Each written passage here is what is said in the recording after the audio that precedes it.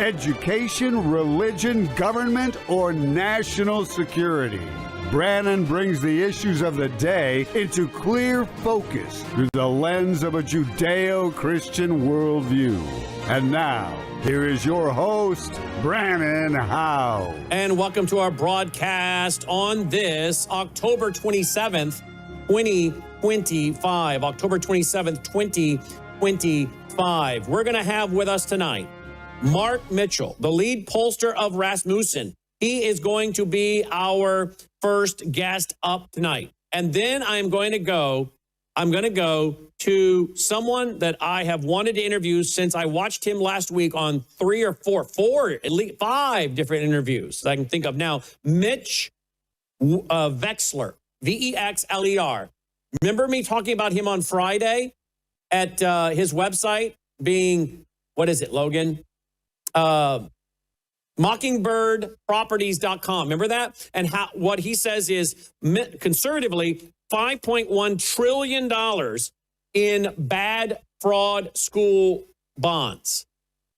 But what's the real number with all the unseen numbers that his friend was able to get into, I guess, and see? What's the real number? How will this impact every one of us? How are we headed toward perhaps as many as 37% of Americans losing their homes?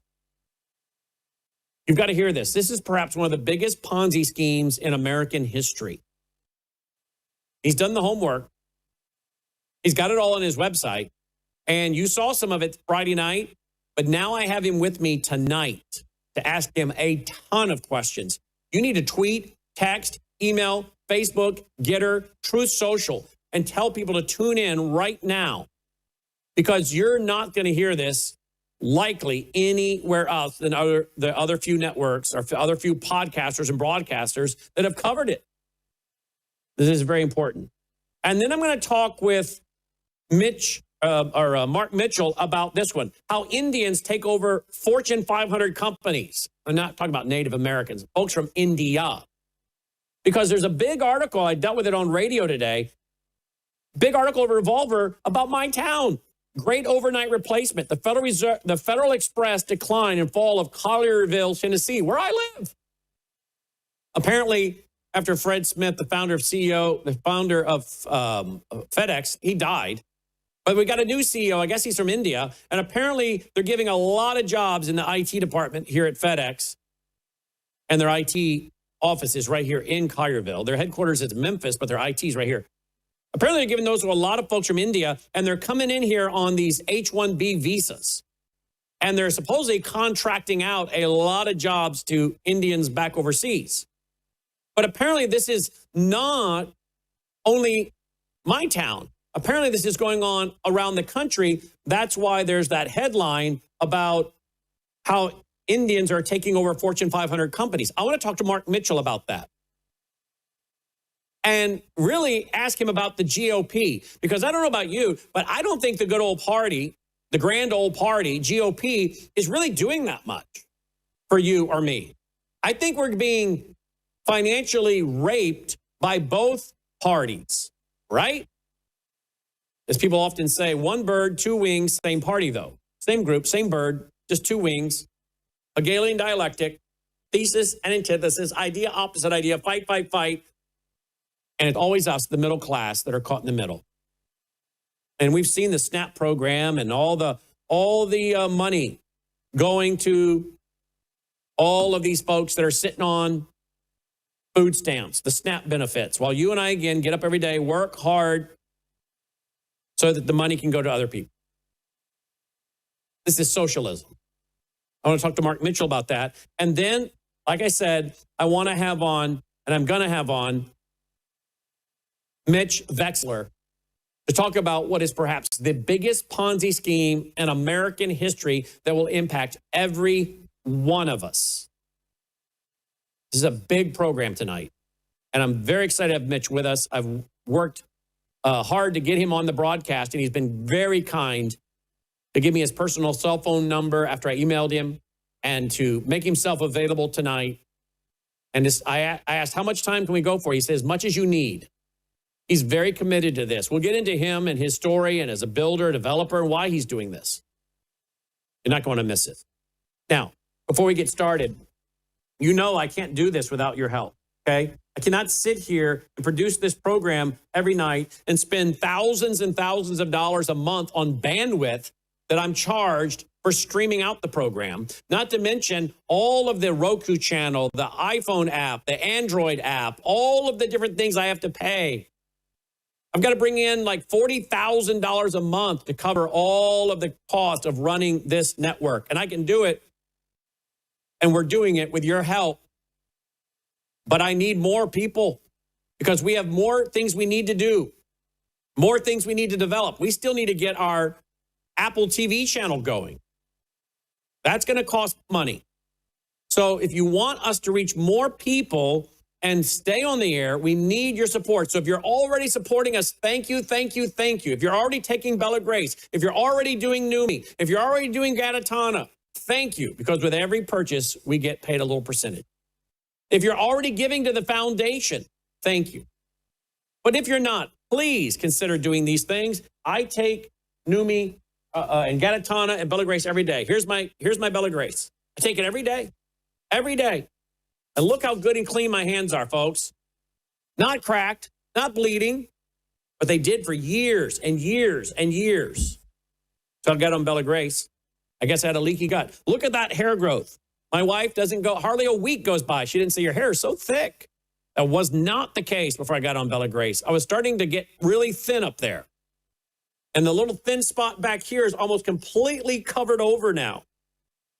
I have a relative in their 80s that got on Bella Grace, and their hair is now growing. This is a real product with 80 clinical trials behind it. But it's not just the Bella Grace elixir. There's also the GLP-1, their new Bella Melt, which is doing huge to help carve out your appetite, cut your cravings, speed up your metabolism, help you burn more calories. All natural GLP-1 with the Bella Melts. Of course, the skincare that Melissa uses and loves. You'll find it at worldviewtube.com/sponsors. You know I do the Gatatana every day. I give a half a scoop to Dolly every day on her food. That feeds your cells down to the mitochondria to boost your own immune system so your own immune system can fight off the bad things. Then there's the Numi, which is glutathione to detox your cells. Some studies show it may remove mercury from your brain, helping prevent Alzheimer's dementia. There's the gold. You can get gold into your IRA. You can find out about numismatic, freshly minted, or numismatic, 1933 and older, that provides privacy. Our water filters, worldviewwater.net, to filter out all these toxins that are in your water. The same governments, by the way, that are apparently completely financially raping you with school bonds, that's the same government in charge of your water. Yeah, do you trust these people? Let me ask you, do you really, at the end of the day, trust any of these governments, local, state, or federal? Do you? Do you really think they're making the purest, cleanest, most healthiest water they possibly can? No, our governments have been dumping all kinds of garbage in our waters for years, fluoride and other stuff. Protect yourself from the government. One way, of course, is to drink filtered water, unless you trust your local government. Worldviewwater.net, unless, of course, you like drinking toxins. You like drinking fluoride and chlorine and arsenic and pesticides and pharmaceuticals, and have at it. But I know you don't, and I don't either. And this is the water I not only drink for myself, I have a filter for my shower, but this is the water I give Dolly to drink and my other two fur babies. Because I'm tired of dogs dying of cancer at 8 years old, 7 years old. And I don't want to die of cancer. Okay? I don't want to have inflammation. I don't want to have autoimmune disease. I want to be as healthy as I can, as long as I can, to enjoy my wife and marriage and kids and granddaughter and all the great things we get to do. So please, worldviewwater.net. Stay healthy. There it is, worldviewtube.com/sponsors. WorldviewTube. Get your medical kits. Be your own, what do you call it? What is it called, Logan? Your own urgent care. Be your own urgent care. There you go. Be your own urgent care, folks. Get these. Remember, most of our pharmaceuticals are coming from China. So you trust that? You don't think they might cut us off or get into a war? Have your own pharmaceuticals, folks. I got a clip, by the way, that has to do with, pull that down real quick. Let me see if I can go to this clip. I got a clip that has to do with, I don't know if I've got it queued up tonight or not. I got more than we're going to be able to get to. But I have a clip. Yeah, here it is. Just look at this. Look at this. Look at this. Look at this. All right, here we go. Ready? Here we go. What did they target? They targeted water. They targeted electrical power, infrastructure, transportation are examples of the types of things that were targeted. And in many cases, they're vulnerable. Multiple intrusions at utilities were discovered in 2023, and China had been on some of their computer networks at least 5 years. Okay, so it's China. China's targeting the power grid. China's targeting your water plants. So again, I'd be filtering my water. I would have my pharmaceuticals stocked up at worldviewtube.com/sponsors, worldviewhealthcare.com, worldviewhealthcare.com, or worldviewtube.com/sponsors. Unless, of course, you trust China that they're not going to cut off our pharmaceuticals at some point. I'm not doing anything. I'm not telling you or suggesting you do anything I haven't done. And people that know me know this, because Tina Blanco with worldviewtalk.com, she said that when she came to my house at during our national conference. She said, I saw your prepper room with all your stuff, Brannon. And she said, I want to tell you, I appreciate the fact that you actually do what you suggest your audience does. I said, of course. This is real. She said, I know it is. But you actually are doing the things you're recommending. I don't know that everybody can say that that's on radio and TV and podcasters or broadcasters. I said, well, I'm not promoting anything I don't believe in or don't use myself or that Melissa doesn't use. I don't use the makeup, but Melissa does. So there you go. This is not a joke. So check it all out at worldviewtube.com/sponsors, worldviewtube.com/sponsors. Joining me now is Mark Mitchell. He is the lead pollster of Rasmussen, and you can, of course, follow him on his X account, which is @HonestPollster, @HonestPollster. Mark, welcome back to the broadcast. Let's get right into it. You have a big piece out here, lies and corruption. Republicans use fake polls to steal taxpayer money. What is this about, Mark? Yeah, it just, it hurts me deep down in my soul when I hear people think that somehow the Republican Party is going to save us. And it's not. It just isn't. I think Donald Trump right now listen, he could do a lot of things better, but he is the only person out there really trying. He's the only anti-establishment person that ever got into office. And he's doing as much as he can, in my opinion, to attack an establishment that is so entrenched, has corrupted so much that, quite frankly, I'm worried about the future, as we've talked a lot about before. Now, after Trump's administration and when won and when he got into office, I think a lot of people were super optimistic that he was going to be able to fix everything. And I said, well, the jury's kind of out on that because Washington is so entrenched. And I thought that there would be some inflection point in the not too distant future where people would come to the realization that, no, actually, it's way too far gone. And I think we're seeing that because the Republicans have basically supported him in fixing absolutely nothing. And people could say, well, Mark, you're a doomer. And maybe so. But over the next 2 or 3 years, is that really what politics on the right is going to be? Hoping that Republicans will somehow tactically win a battle that they quite frankly deserve to lose because they aren't representing the American public. The American public doesn't really believe in conservative ideals. We talked about that down in Memphis when I came down and gave a speech at your event. Yeah, it's really an issue of justice, accountability, fairness, and most specifically, economic abundance. And unfortunately, the Republican Party has been co-opted by big business and special interests to make sure that doesn't happen. So I have what I think is probably the most important poll that we've run of the entire 2028 cycle. And obviously it's early, but that's the whole point. I'm trying to predict the future here and what politics is going to be about. And I think if you listen to these numbers, the people watching this, it might put people like Mamdani winning probably very easily in New York in perspective. Now, we know that people supported mass deportations. We know people supported corruption of government being ruthlessly fixed. People supported arrests. These are all accountability signals. People also supported things like ending corporate welfare, 67% to only, I think, something in the 20s. And that's an economic populism ideal, something that clashes very overtly with the Republican donor core, let's just say, the big business, Chamber of Commerce types, Charles Koch, Ken Griffin, and probably all the tech bros too. But generally speaking, and this is three questions here. Generally speaking, how fair is the U.S. economy today? Only 18% of Americans say very fair. That's kind of small. Only 12% of 18 to 29-year-olds and only 35% of them say at least somewhat fair. These people have their careers ahead of them. They're in college. They're getting degrees. They're going into the job market. And they're like, no, it's totally stacked against me. Basically, what do we have here? 64% of them say it's not fair. And the number is being brought up by Republicans. A majority of them, 65%, say fair. That's because Trump's in office, probably because they support things like tariffs and his efforts to reshore American manufacturing and deport all of the people that shouldn't be here taking jobs. But everybody else has really low numbers. Only 26% of Democrats think it's fair and only 38% of independents.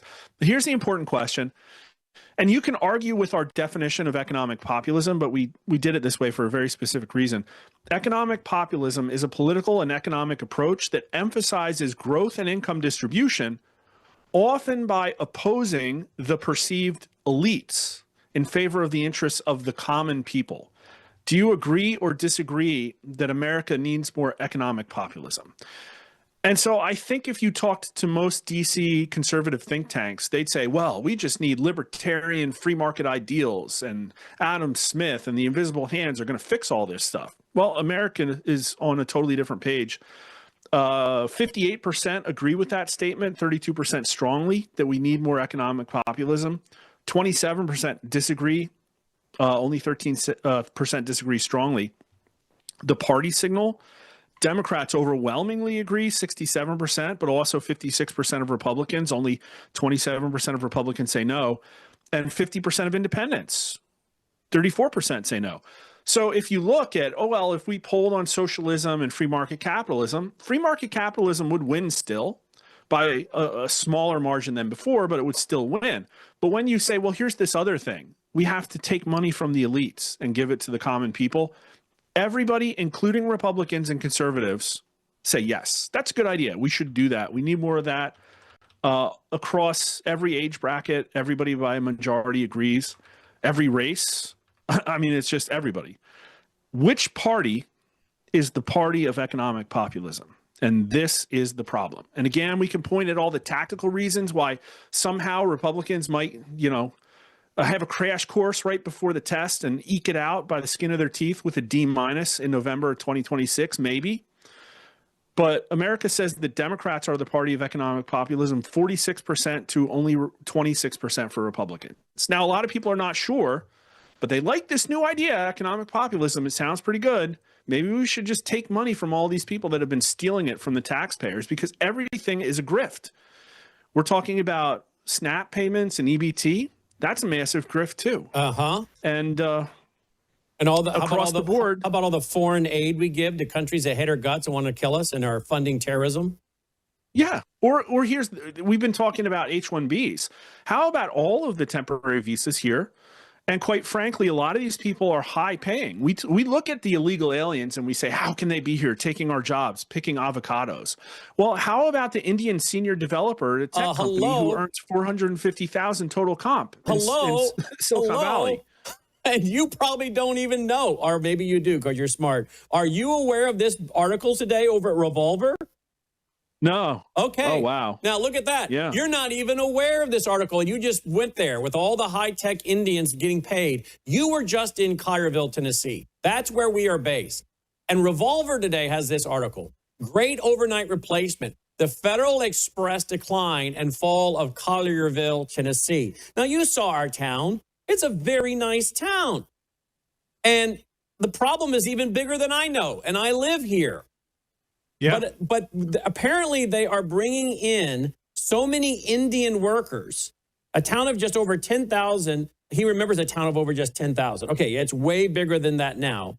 But today, Bob watches with a growing sense of distress as the forests and fields he played in are cleared cut to make way for massive multifamily apartment complexes. That is 100% true.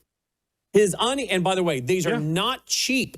They're not cheap. We actually did a show about a month or two ago showing one of the buildings they're building. They're building beautiful restaurants right in front, all these beautiful brick restaurants right in front. And then behind it, these apartment complexes, 1 bedroom, 2 bedroom, 3 bedroom. They're beautiful.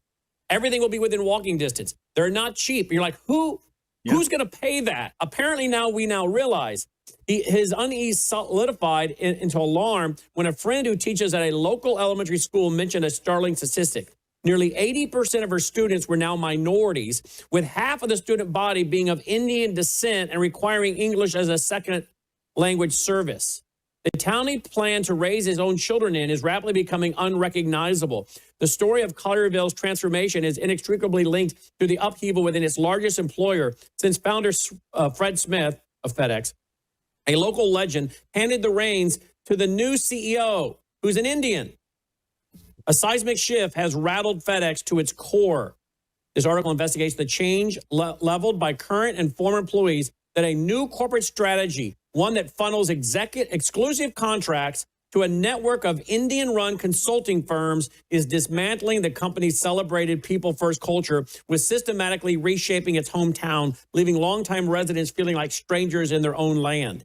This despite Collierville being a deep red MAGA town that recently put on an extremely well-attended memorial service for Charlie Kirk with GOP representation at both the state and federal congressional and executive levels of the government. So there you go. I guess they brought in, I read about this Indian guy, I guess is the one that's now taken over FedEx. I was like, why would they do that? Why would they do that? Well, now, I know why. Why? Brannon, I can sense your palpable outrage about FedEx, but this is every single freaking Fortune 500 company. If people want to get some of this information, if it's new to them, go follow a Twitter account. His name is Real Matt Forney, Forney.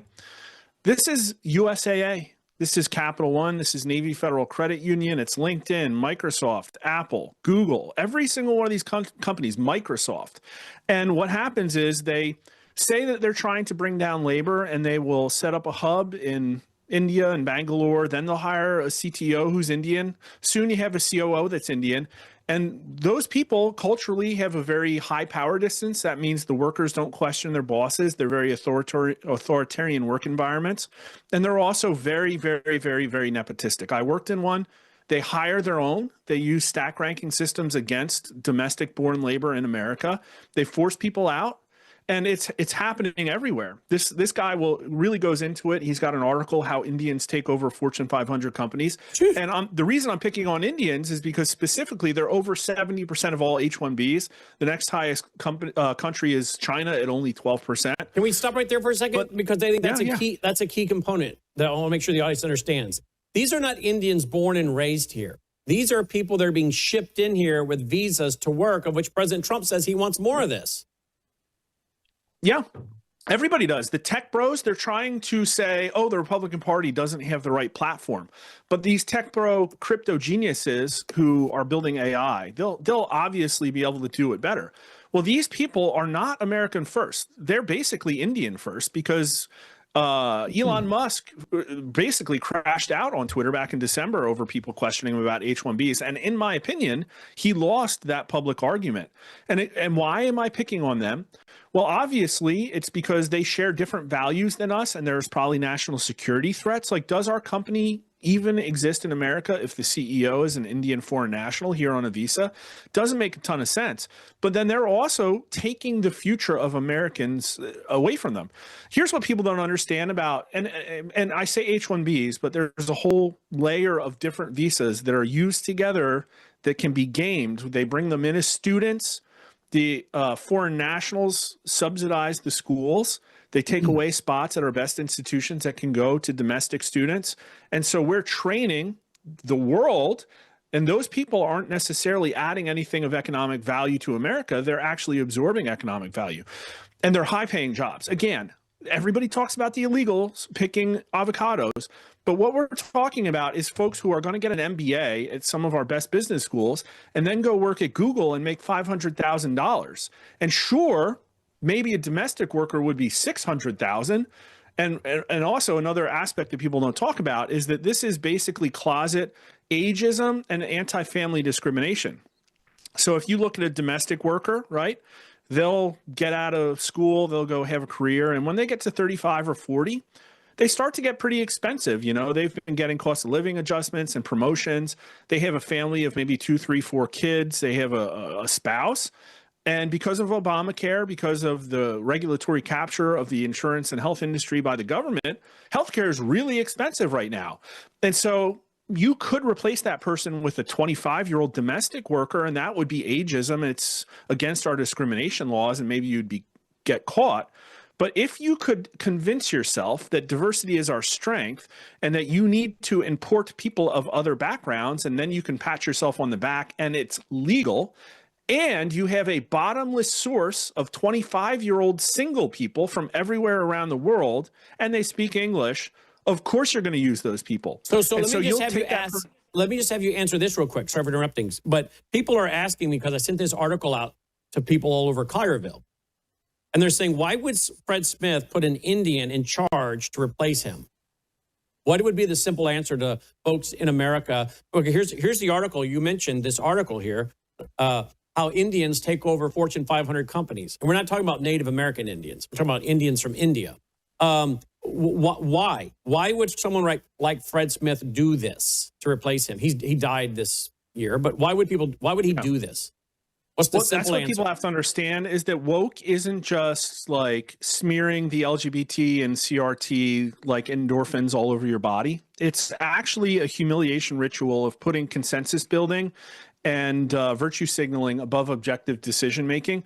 That's part of it. And I don't necessarily know how much of that decision was him versus a board that was probably hand selected to be full of woke people, because optics are what matter, Brannon. You could do a lot better having a nice write-up in Fortune magazine and getting a stock bump because people are kissing your butt than by actually like lowering costs and increasing your profit. And when you have a public equity market that's so driven by news and by fear of missing out and by basically feelies. I mean, look, Disney has absolutely destroyed its business, and yet its stock, hasn't really crashed. It's not keeping up with the S&P, but people are not necessarily punishing these companies for these bad decisions. So is it woke ideology?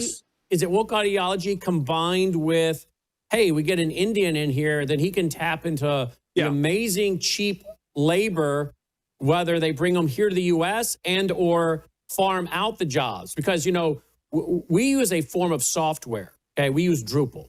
Drupal. I don't know if you know what Drupal is. It's not a cheap. It's not a cheap, CMS, right? Or well, I couldn't tell you that. But website tech. It's what major corporations build on Drupal. Media companies. It is a high-end media, public, open source, I should say, computer language and programming system. But it's very expensive to hire Drupal programmers. And you can find, I guess, WordPress kind of people all over the place, but Drupal's different. And the reason multimedia companies like ours use it, and we have for a very, very, very long time, is because it is so robust and offers so much diversity and really is built for running a multimedia company like we do. Now, we get hit up all the time to hire people over in India dirt cheap. And I'm like, I'm not interested in hiring people. I got a guy that's USA, he's from the South here. He does an amazing job, right? But I would imagine that if you want to hire people to come over here on visas, you're getting a cheaper worker, number one. Number two, you can then also contract out with Indians who can speak the language, who can work with companies that are back overseas, and you don't even have to bring those people here. There's also an added layer of objective proof that they scam Americans probably more than any other nationality. and I had somebody who does this for a living who works at a company that tests code applications for plagiarism, and by percentage, the highest number of people who lie on their coding applications comes from India as well. And so I think there's an aspect of they're very good at pursuing needs and taking advantage of this scam arbitrage because of our complacency. But I want to get back to wokeness and really be very clear about the situation that we're put in. And people have identified woke as this sort of like leftist, message-driven activism within the corporation. But the real problem is godless capitalism that was brought to us by Republicans and not necessarily the left. But is Because it really Republicans- capitalism? Is it really capitalism? It's not capitalism. It's godless capitalism, It's which means that corporatism. right. Well, because it's totally fine to completely get rid of any integrity if it will be better by putting money in your pockets. There should be limitations. Is this why we see so many people who are reported to be licensed representatives of Qatar here in the U.S.? I mean, we got major Republicans that are being called out as being they're saying Pam Bondi. You know, we've heard that Pam Bondi supposedly is a registered foreign agent for Qatar, and others are saying other countries. I mean, how many in this administration have been registered foreign agents for other governments, for Pete's sake? I mean, here's the thing, Brannon. It's like basically turtles the whole way down is what it comes to. Every single person in Washington, D.C. has been corrupted by at least one special interest, in my opinion. And maybe I'm painting with a little bit of a broad brush. But Republican Party is the party of globalism. They're the ones that gleefully worked with corporations to offshore everything and steal America's future. And they had lots of opportunities to protect us from things like the fact that insurance is one of the reasons that we're offloading work onto these temporary visas. And they decided not to repeal Obamacare like they promised they were going to do. And when you look at the donor class on the right, it's people like, the Club for Growth and the Koch people and Ken Griffin and all these interests that, quite frankly, are just looking out for concentrating wealth and power in these big business companies that would still gleefully love to offshore these jobs, because I can tell because they're pushing for amnesty deals behind closed doors when the Republicans are trying to write these laws. That's Washington, D.C. Now, I want to tell you a quick story about, you mentioned it, and I think everybody really needs to go read this article to understand the current state of the Republican Party. Am I trying to tear down the Republican Party? No, I'm trying to get them to line up on the front lines next to Donald Trump and fix these issues, because they do not have a message that resonates with the next generation of America, and they are going to be politically irrelevant. And yes, they could eke out a win in November 2026, but it doesn't mean that long term we're not going to lose this country to democratic socialists, which is where it's going. It's why people like Mamdani are winning. Hey, listen, at least he's taking big swings. His ideology might suck, but he's giving the people what they want, and that is drastic action in order to get more equity and justice. There needs to be a balancing, and people know that Washington, D.C. has been corrupted. So go to The Guardian and look for an article written by Josh Voorhees, and I think he's probably a leftist, but it's a good article, inside the Republican network behind Big Soda's bid to pit MAGA against MAHA.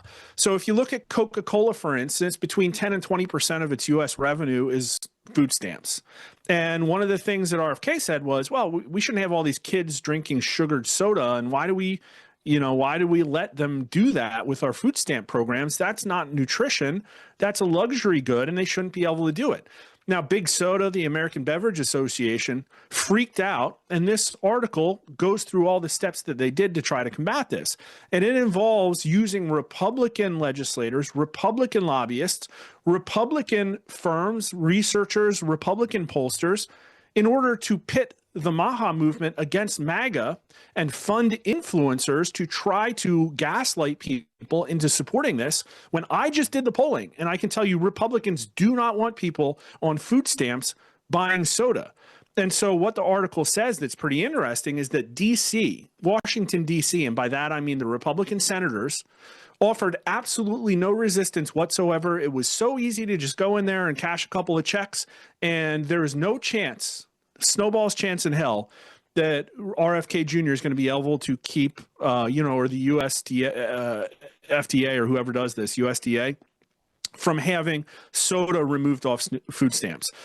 The big soda lobby is so strong that Washington, D.C. offered absolutely no resistance. And that's the Republicans.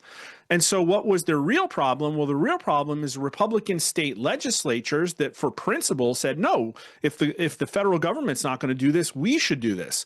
And so they write a law that takes, I think they did it in 5 or 6 states, and then it goes to the governor. And the governor has to evaluate, well, are the people going to support this or not? Well, what do these guys do? They use big names that people know within the Washington, D.C. Beltway circles, and they paid $2 million to pollsters who came out with the result that is what big soda wanted. Yeah. It showed, oh, look at all these MAGA conservatives. They think that this is a libertarian thing and that people should be able to buy this stuff. It's their money. No, it's not their money. It's my freaking money. And I have to make a decision about whether I can buy my kids luxury products. Why does somebody who's living off transfer payments get that right? So that's what people on the right think. But then they bring it to a governor, and all of a sudden the law gets shot down, and we have kids rotting their teeth out with soda on food stamps.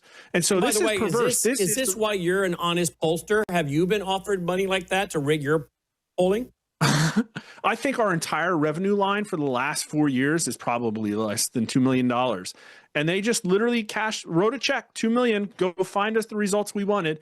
And no, they haven't done that for you. You're saying they haven't done that to you. Have they offered you money? Has anyone offered you money? They don't. No, they don't want the real result. I would give them the opposite of what they wanted, which is that no, Republicans don't support this. But somehow they got the right result, and they are using it to go around and crush this legislation at a state level. It's absolutely perverse. Well, this is Republicans. Yeah. This is what the Republican Party does. And so go down the list.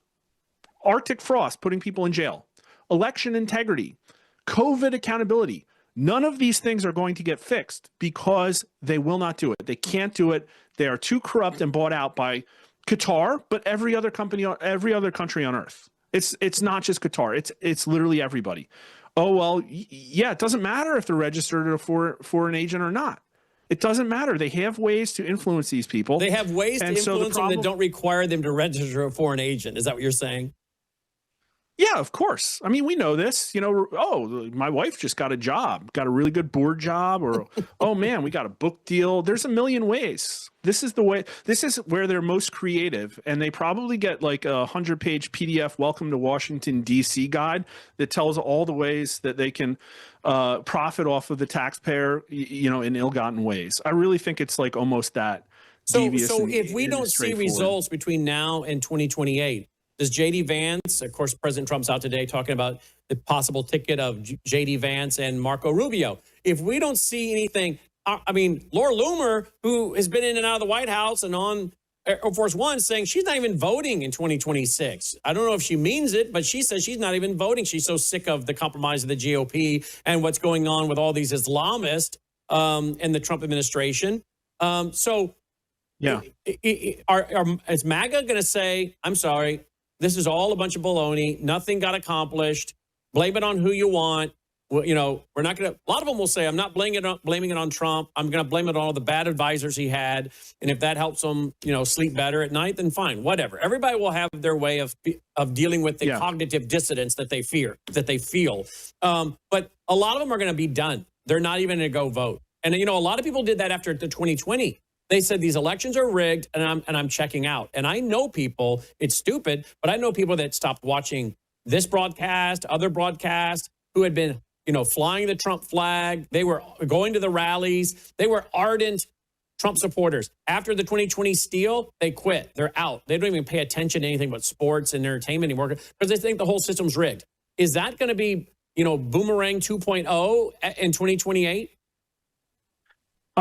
So I think we're a frog that's still in a very hot pot of water, and that a couple of ice cubes have been dumped in it, but it hasn't been enough.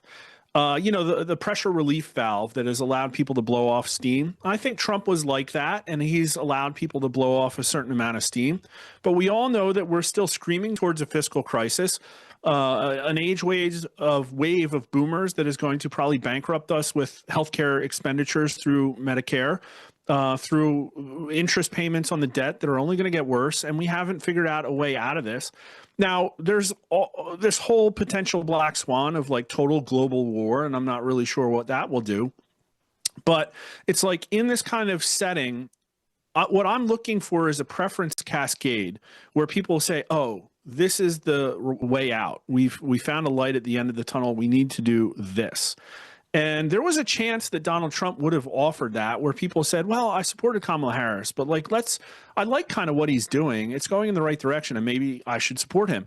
And I don't really think that's happening. Now, I don't think Trump's doing a bad job. I certainly think there's things he can do better, but Trump giving the Republican Party a platform that the Republican Party then performs for America on was just proven to be something that doesn't work. Now, I think that maybe J.D. Vance can offer a better platform, but people will still look at the Republican Party and say, like, why? Like, why should I vote for you? You're not the party of economic populism, which is what I want. And I think J.D. Vance is more of an economic populist than Trump is, but that's the situation that he's going to be handed. And so, yeah, maybe some people will check out, but I don't think they're all going to like... To be honest, if we had a legislative fix for this, it probably takes at least 60 principled votes in the Senate. And I just quite frankly don't see how we're going to get there behind any platform or behind any Republican Party, because the left is so dug in on just resisting any threat to the current establishment. And they'll apparently burn the country down in order to protect the establishment. Okay, so to burn the country down, does that include not opening the government up so that people don't get their SNAP payments and start rioting? Is this part of their plan? Is this part of their plan? Yeah, Alex Jones just said that on War Room, and I think maybe. I don't know. Like, I don't know if cutting off USAID has affected their ability to grassroots this stuff, or if they even need grassroots or not. But right now, the people protesting are all just like boomer MSNBC watchers that use the Action Network. So I don't know where this is going to go. But you know, what's going to happen when all the Afghans recently? And I sorry to keep interrupting, but I'm running out of time. Yeah, what are we going to do when all the Afghans, 45.6%, according to this poll, don't get their SNAP, their food stamps? Or Somali? I mean, these are a lot of Muslims in here. Well, Iraqis. You know, what are they going to do when they don't get their food stamps? Many of them are from either Marxist or Islamic countries. I'm not saying everybody would be, but there's going to be a lot of them in there. Go up to Minneapolis. You'll see. What are they going to do when they don't? I mean... This seems like a firecracker. And why on earth are we still paying federal taxes? I mean, when are the American people going to say, I'm done paying federal taxes? Tax protest? Yeah, you give all of our money to foreign countries that hate us. You give all of our money. And who's the bottom of that list, by the way? Brandon, this problem are white Americans. That's at the bottom. Brandon, we're working to pay for all of these Islamists and Marxists who come here and steal our jobs or get on welfare and don't work. And I'm working my rear end off and paying taxes to this corrupt, child molesting federal government. That's right. Look at how easy this fix is. What's the problem? The problem is the Zoomers have no future. Their jobs have been taken from them. They can't buy houses. They're dismayed. Well, the easiest, quickest fix we can do for that is just cancel all temporary visas tomorrow. I had Grok do the math. There are 2.6 million of them. It's $350 billion of annual economic benefit. That's what the temporary visas are. So if we took that $350 billion and said those people are gone, we have to have a national project to employ the Zoomers. Now, all of a sudden, they have these high-paying jobs. They can afford houses. Oh, and by the way, there's less people competing for those houses. There's less people paying for the groceries. There's less people filling up the emergency rooms. It would immediately fix everything. You know what would happen if you said that to literally any legislator in Washington, D.C.? You get laughed out of the room. Their donors will not allow that to happen because there's economic upheaval there. So that's the problem, is easy politics are over. You're not going to be able to convince these people by just talking about a bunch of principles like free market capitalism. People don't care anymore. And what we're talking about now is non-democratic solutions to the problems we have. And so we've talked about accelerationism. We've talked about the rising risk of civil war. 43% of America thinks the civil war is coming. And this is accelerationist. The Democrats want to shut down. The Democrat voters in our polling have supported a continued shutdown. And yet 42 million people who mostly vote Democrat are about to get dumped off of this supplemental nutrition program, right? So they're trying to make their own people angry. And it's like, okay, well, we've had about a year of evidence that they just want to resist Trump.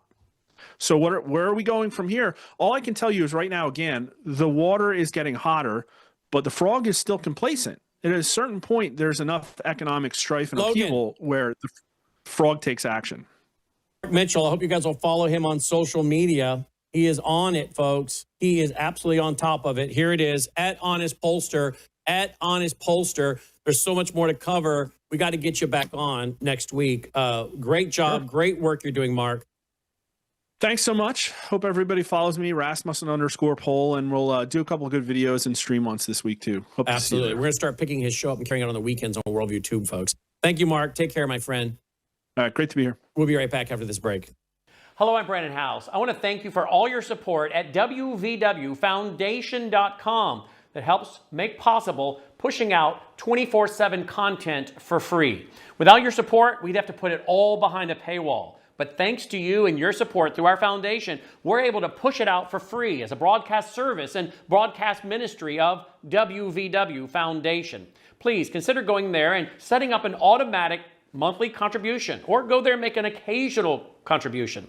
If you prefer to support us through the mail, you'll find our mailing address there at wvwfoundation.com. You can also call and make your contribution over the phone by calling 901-825-0652. That's 901-825-0652. Again, all these details are available at wvwfoundation.com.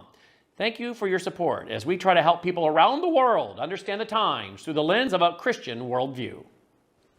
Joining me now is Mitch Vexler. Now, I talked about him on Friday night, played some clips. We are honored to have the man himself with us tonight. This is perhaps one of the biggest stories in America and the world, reality is. And it's really going unreported except for the earnest work by Mitch. It is going to impact every one of us. What is said to be, on the conservative side, a $5.1 trillion school bond fraud Ponzi scheme. But how big is the number if we don't go with the conservative analysis? Because Mitch can't see everything. There are some things going on that he's not able to see. So what is the real number? What will it mean for America's economy? What would this crash, if it happens, look like compared to, say, 2008? What would the unemployment rate look like in America? And why does he say there are many, many people that should be going to prison for this? I want you all to mark his website, mockingbirdproperties.com. And if you want to get to where he has everything else, I think it's, we'll have him tell us, I think it's DCAD, mockingbirdproperties.com/D as in dog, C as in cat, A as in apple, D as in dog. Maybe Logan, we can put that up on the screen. mockingbirdproperties.com/DCAD. But I mean, you can put it on the screen and show the actual how you spell it. Because I want people to get there. Because when you do get there, this is what you'll get. Everything he's been doing. A request sent to the SEC for support.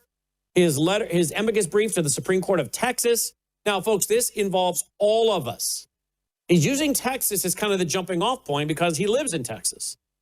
This is going on across the nation. And as I said, it is a huge story. And we're going to do our best to help him get this story out. Thanks to all the other people, Chris Martinson, Daniela, and others that I've watched interview him. But we're going to try to help get this out to more people, send this to many of my other conservative broadcasting friends so that we can also then get this to the attention of the Trump administration. I'll be sending it to some of my friends inside the DOJ once this program is posted online tonight. Joining me now is Mitch. Mitch, welcome to the broadcast. Thanks for being here.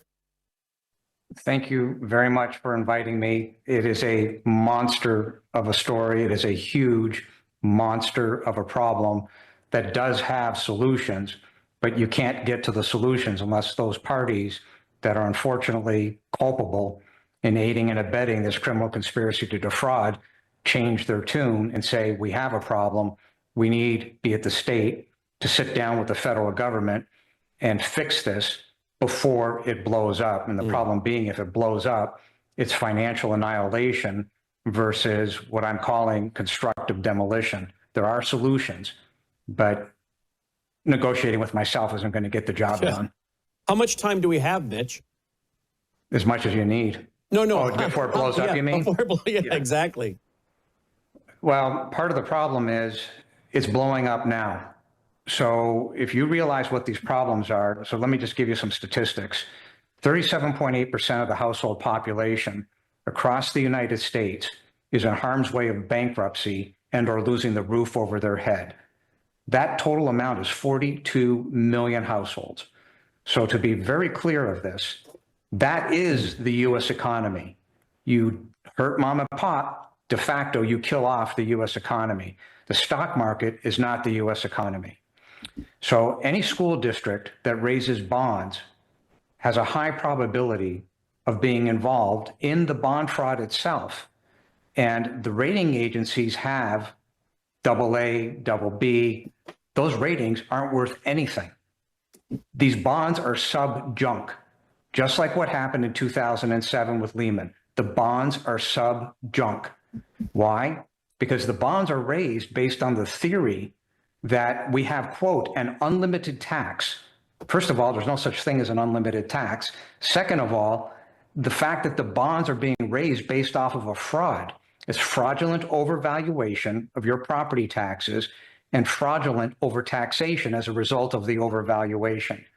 So you end up with, in reality, what is a compound cumulative effect of interest that is outstanding on fraudulent bonds going all the way back to the year 2000 that we've been able to track.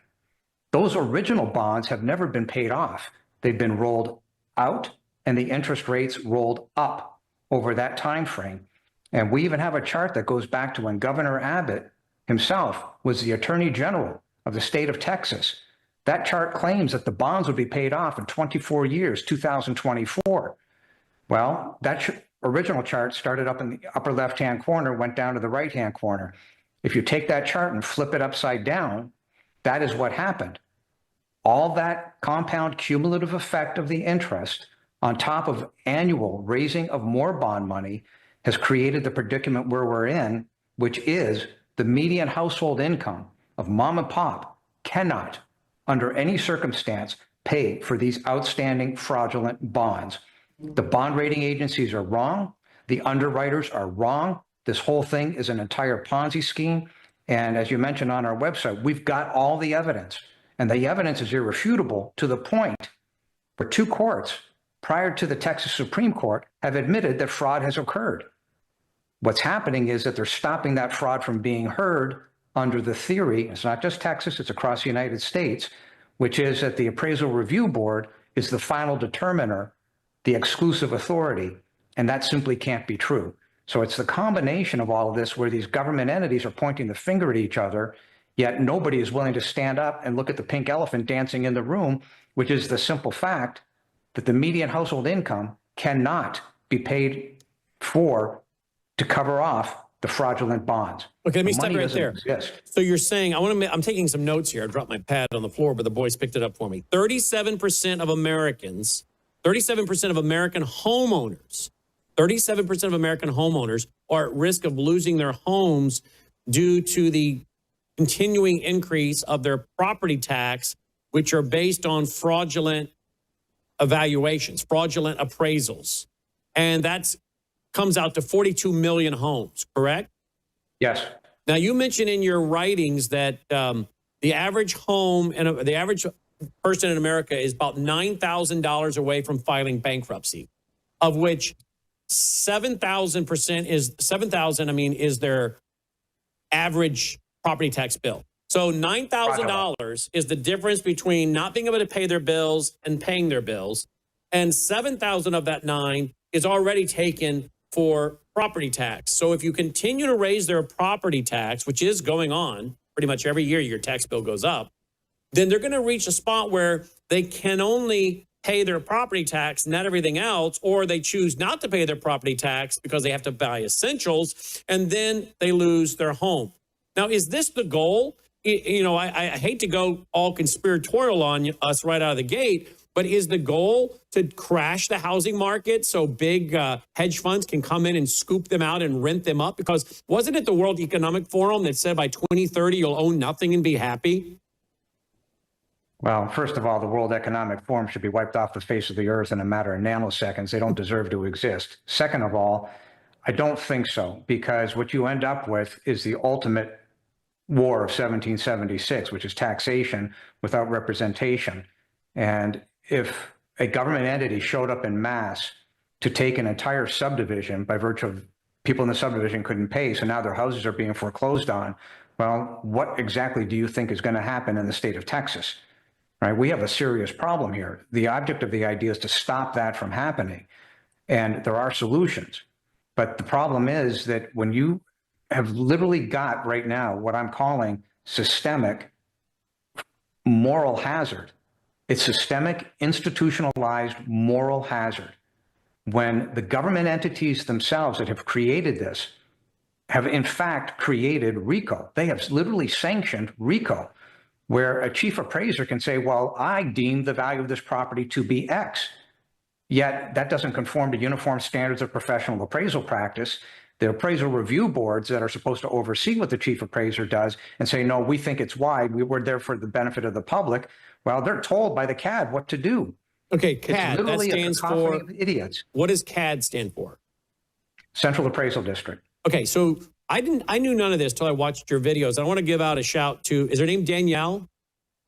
Daniela Camboni, yes. Yeah, I want to give a shout out to her because she interviewed you 3 times. And I watched last week all 3 interviews you did with her. Then I found out you were interviewed by my friend Chris Martinson. And then you graciously got back to us and are here with us tonight.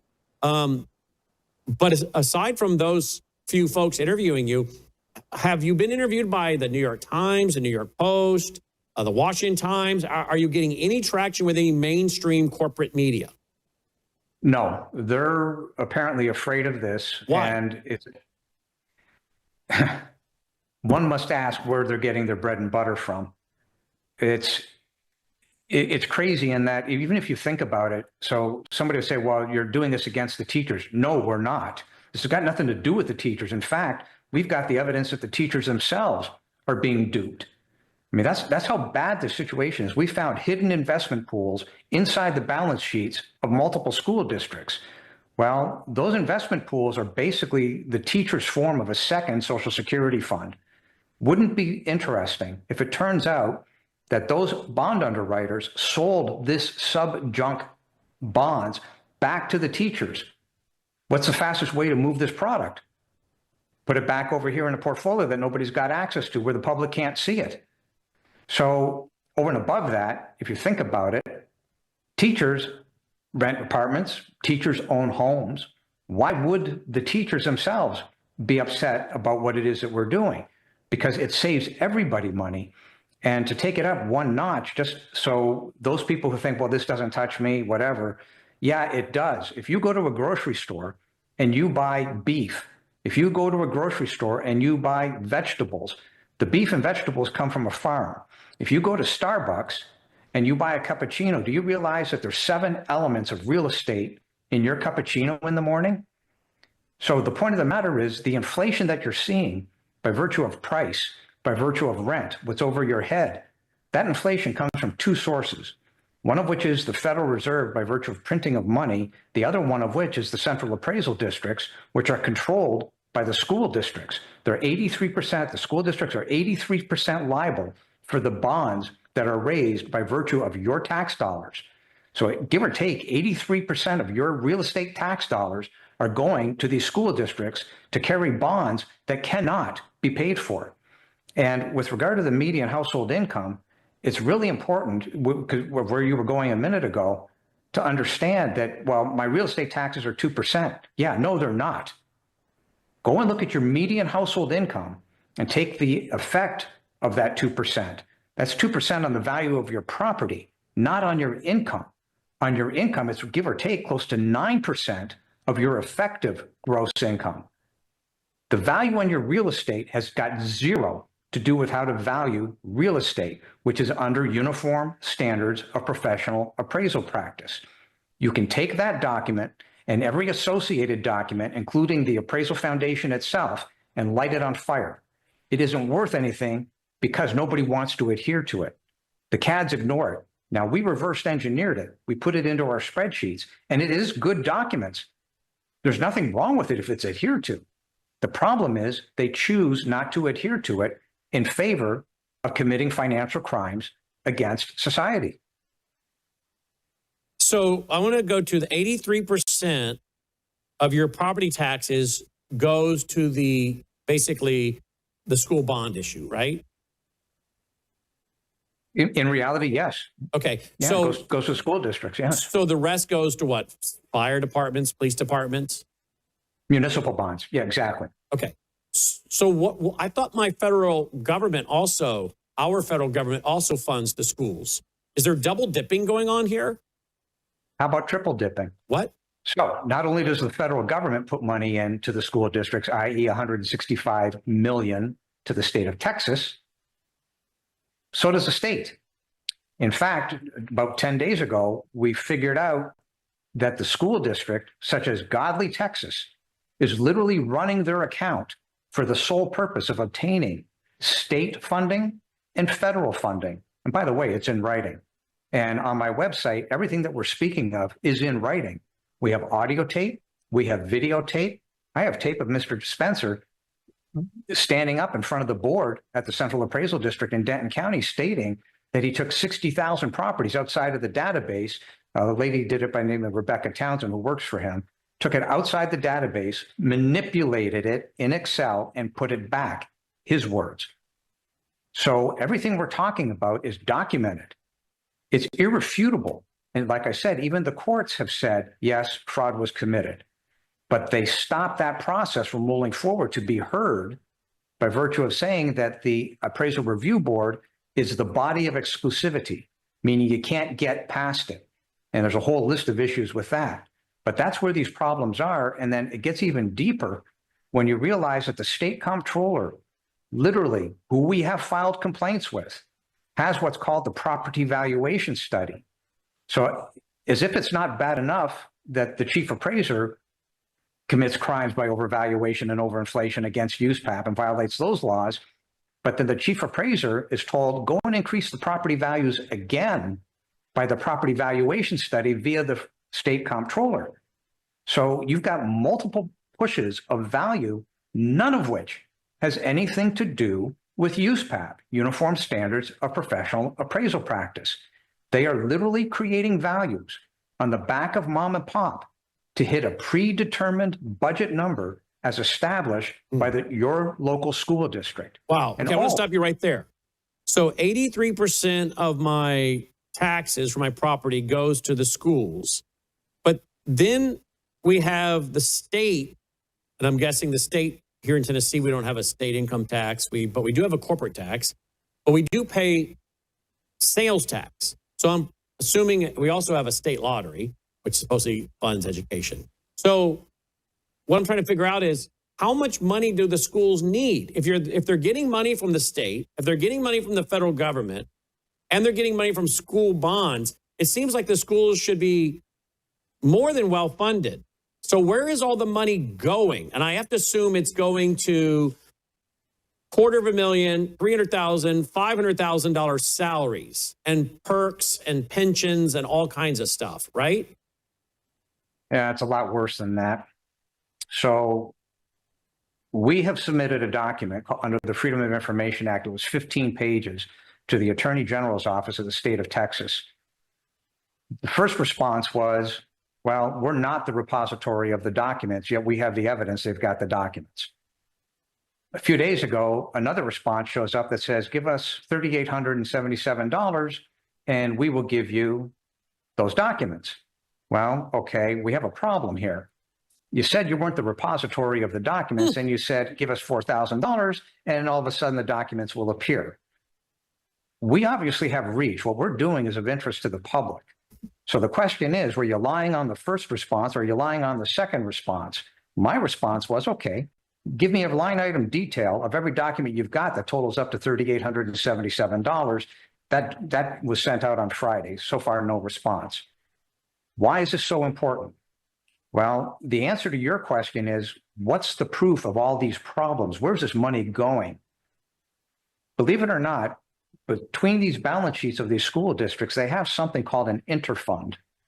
And the interfund is very interesting because although I don't have the proof, wouldn't it be interesting if the general fund for the state of Texas was literally being used as a USAID slush fund? Oh boy. Where money is moving from one entity to the other because there are so many holes in the dam that there's an accounting division at the state comptroller's office that issues a check to cover the hole in the dam. The dam is leaking. The median household income doesn't exist to pay for this debt.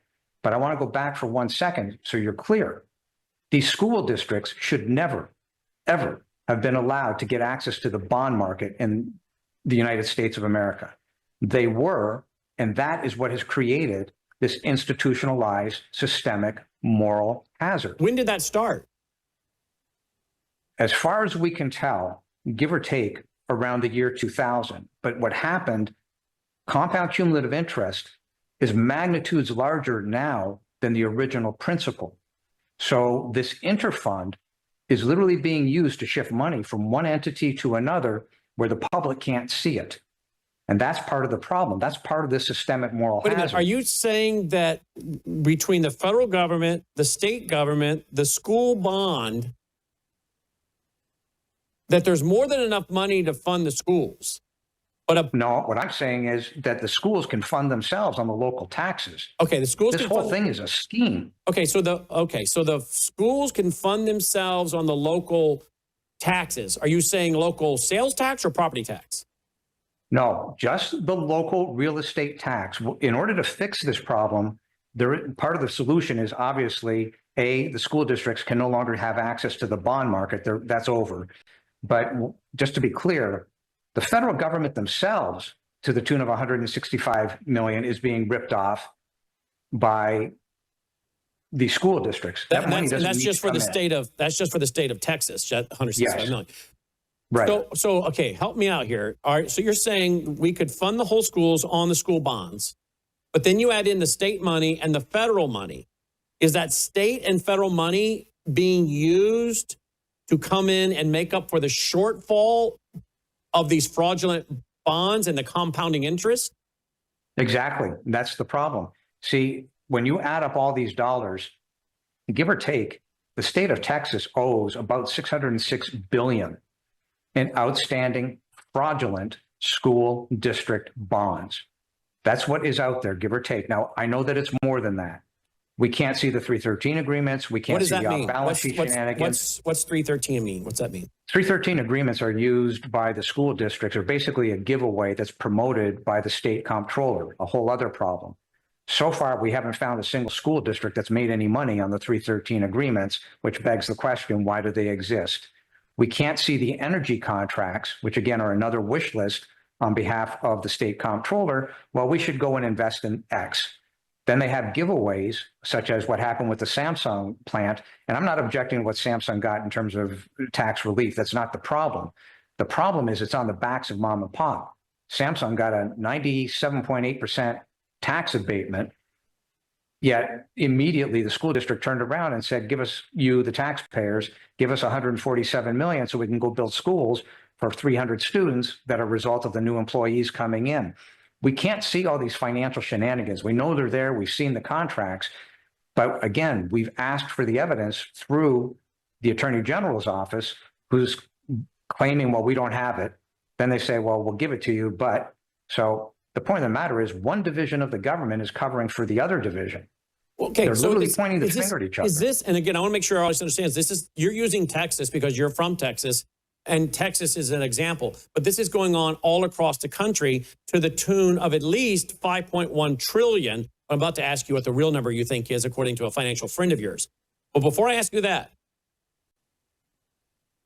why is this starting to sound like a gigantic money laundering scheme to me? Is it a gigantic money laundering scheme? Like we send money to Ukraine, and I was told by Rudy Giuliani a couple years ago that it's a gigantic money laundering scheme. Like, well, why don't the Republicans call it out? Because too many Republicans are taking part in the scheme. Then we have USAID. I mean, every time we turn around, we find the government raping the taxpayer and laundering money in so many ways you can't keep track, and therefore it's hard to prove. And then when you want to go to court, you either don't have standing or the judges aren't going to let it come out, because apparently if the truth comes out, the whole system collapses. Or there's pitchforks and torches. So the system is protecting itself, right? 100%. That's exactly where we are. So That's this exactly is a what's going gigantic on. money laundering scheme. It's a gigantic Ponzi scheme enriching people that belong to the club, of which we don't belong. 100%. That's exactly what's happening. And the How are you goal here is still? to stop How it are you still before it above blows ground? up. How are you Say still? again? How are you still above ground? The funny thing is that nobody has complained because most people realize what's going on, even the government officials. Like, you've got people at the SEC. We filed complaints with the SEC. The attorney in Washington has gone to the SEC personally. So there are things that are in play, but this idea of party before the citizens is why we are where we are. They're protecting the party regardless of what that party is, what they believe it is. But the bottom line is that the money, no matter how you slice this, the money simply does not exist to pay for the compound cumulative effect of these bonds. And I want to point something out. There was a fella who was involved in the Bernie Madoff case, and he went to the SEC. I think his name was Markopoulos, and Harry Markopoulos. He went to the SEC for 9 years before Madoff confessed. Wow. And he told the SEC, this is going to blow up. This guy is stealing money. This is a Ponzi scheme. He warned them and warned them and warned them. But the SEC is made up of humans. And humans, including mom and pop, want to believe that this cannot possibly be this bad. The SEC took the attitude, well, this is Bernie Madoff. Bernie was the chairman of NASDAQ. This cannot possibly be the case. But it turned out, by virtue of Madoff's own confession, it was the case. So then they brought in, after he's found guilty, they bring in a guy by the name of Picard. And Picard starts a clawback program. Now, his law office made a lot of money, about $1 billion on that clawback program. But they were able to go back and figure out, by virtue of subpoena power, who got paid the fraudulent interest. And that's how they clawed it back. Well, that's one of the mechanisms that can be used to undo this and get the fraud out of the system, preferably before it blows to shreds. Because once it blows to shreds, this is a magnitude so much bigger than 2007 and 2008. Look at it this way. In 2007 and 2008, you had the real estate problem, mortgage-backed securities, people getting into houses with zero down. You have the exact same thing playing out right now, but your 2007 to 2008 to 2025, the rule of 72 kicks in just on that original debt, and you're now up 2x.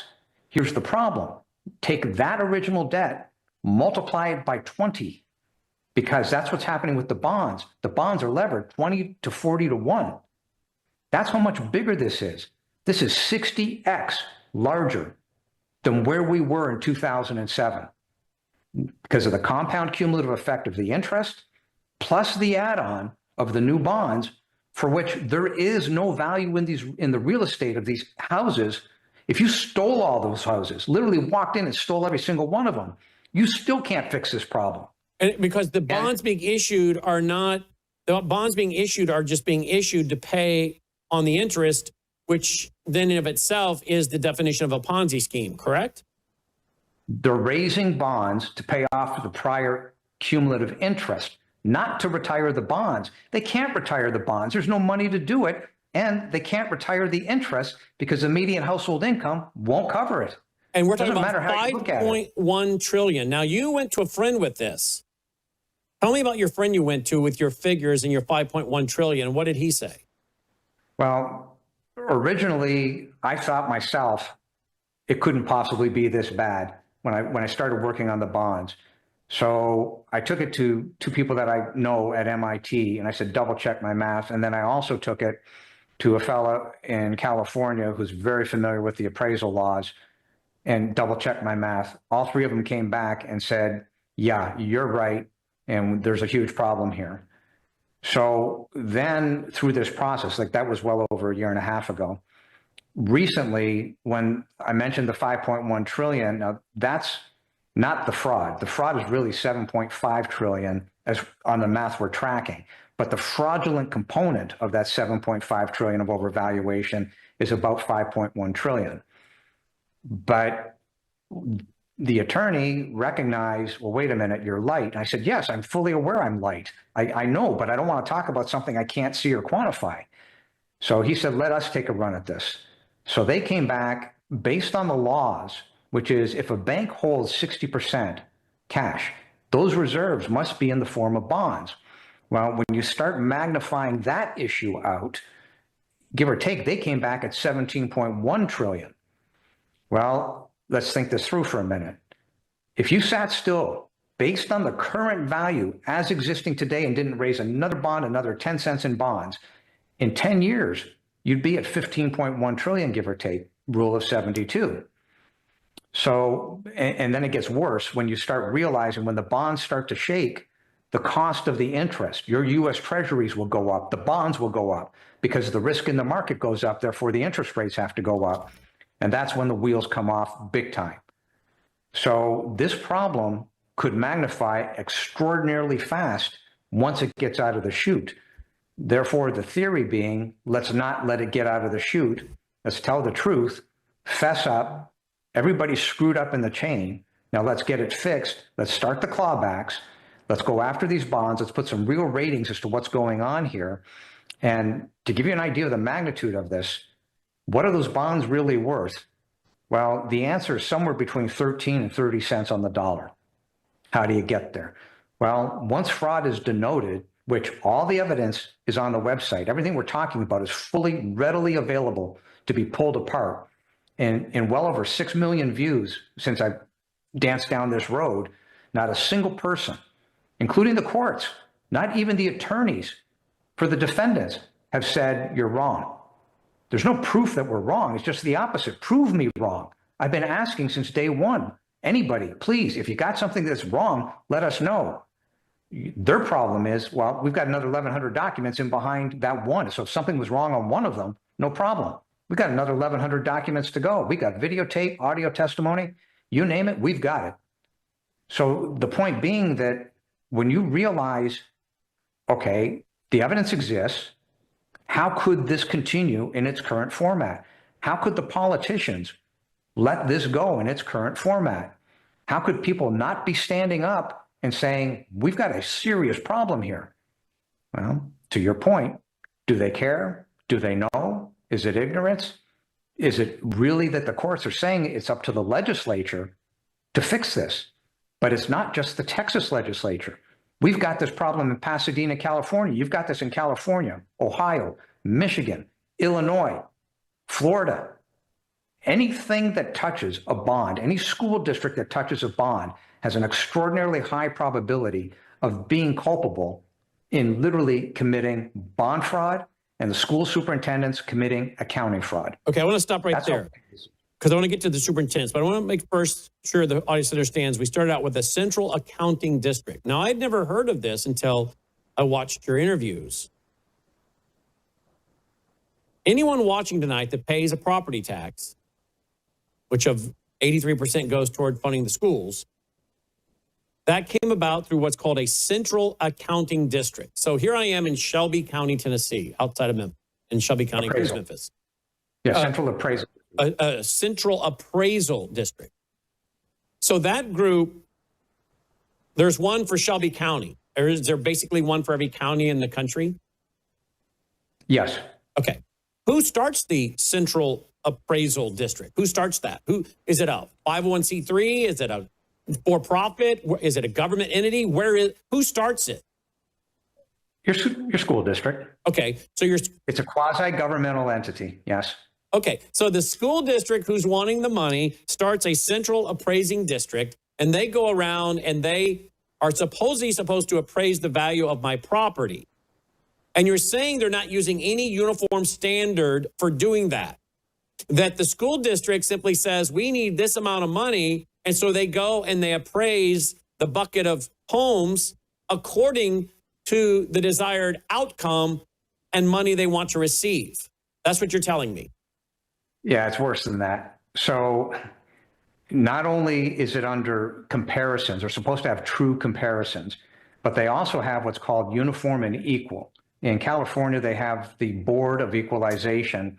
In Texas, under the Texas Constitution, it's literally written, black letter of the law, uniform and equal. Well, the CADs and the appraisal review boards, which are told what to do by the CADs, completely ignore uniform and equal. And the interesting thing about all taxes, under both state and federal law, is that all taxes, regardless of what they are, must be fair and equitable for all property owners. Well, if the laws are being ignored, uniform and equal is being ignored, the comparisons are being ignored, and the ARB is incapable, under law, they're not charged with detecting fraud. They can't do it. They literally have created a systemic moral hazard that has been institutionalized. They literally have agreed that RICO is okay. What define RICO? RICO is under the bad business practices, which are criminal, under crime organizations. So it's racketeering is what it is. But think this through for a second. When you go to an appraisal review board, and by the way, we have this on tape, so I'm being very specific.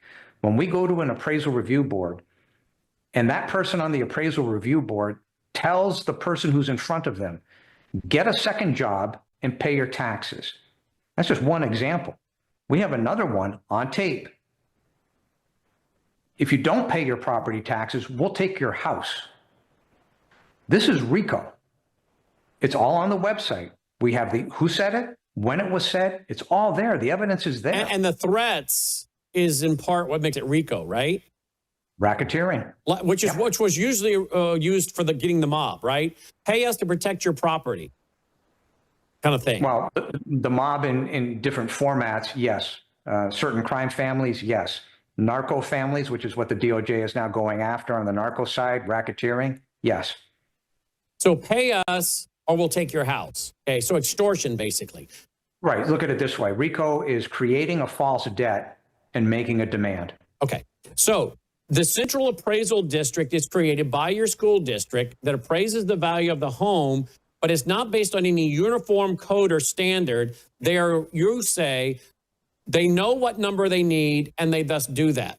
Now, in my area where I live, my town has created its own school board, all right? They didn't want to, be a part of the Memphis schools. So my town of Collierville, Tennessee, created its own school board, and the town voted, and we started schools, and we have a high school that's like, what is it, guys, 70 million?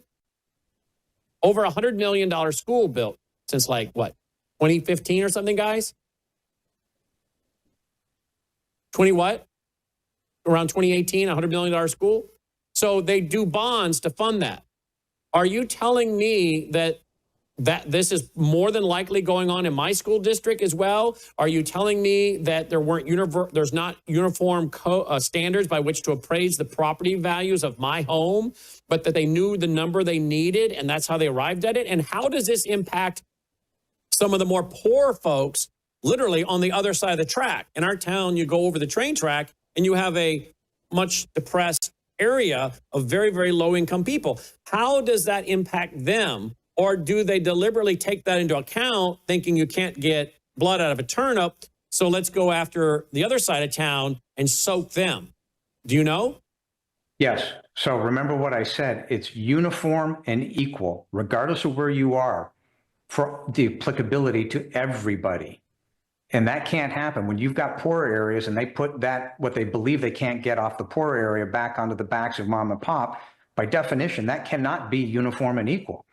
Therein lies the problem. If they're raising bonds, that more than likely will point to the fact that they're guilty. But the way to find out real quick, if you look at the outstanding school district bond in your community, and then you look at how many houses are in your community. Let's look at households. How many households are in your community? You divide those two numbers, and all of a sudden you will find massive amounts of money outstanding per household.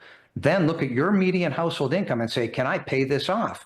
Because in fact, what they've done is they've put it on your back. Every single person that's watching this video, you are literally being raped, financially raped, by virtue of what they've done. So I want to give you a clear example.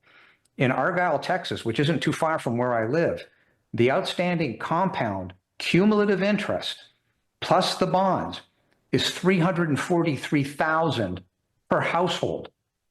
Now, the average household in Argyle is worth $450,000. So if you think the median household income is going to have a hard time paying the $450,000, how exactly are they going to pay $450,000 plus another $343,000? You see the problem? They can't. The median household income does not exist. There's another one, Godly, Texas, and this is everywhere, but Godly, Texas comes to mind. So Godly, Texas, outstanding fraudulent school district bond debt, $120,000 per house. The median household value in Godly, Texas is $160,000 per house. Most people in Godly, Texas can't pay the first mortgage, never mind the fraudulent second mortgage that they don't even know it even exists. And Godly is in such bad condition. It's in worse shape than Detroit. And I put it in writing. I sent a letter over to Helen Kerwin, who's the Texas state rep.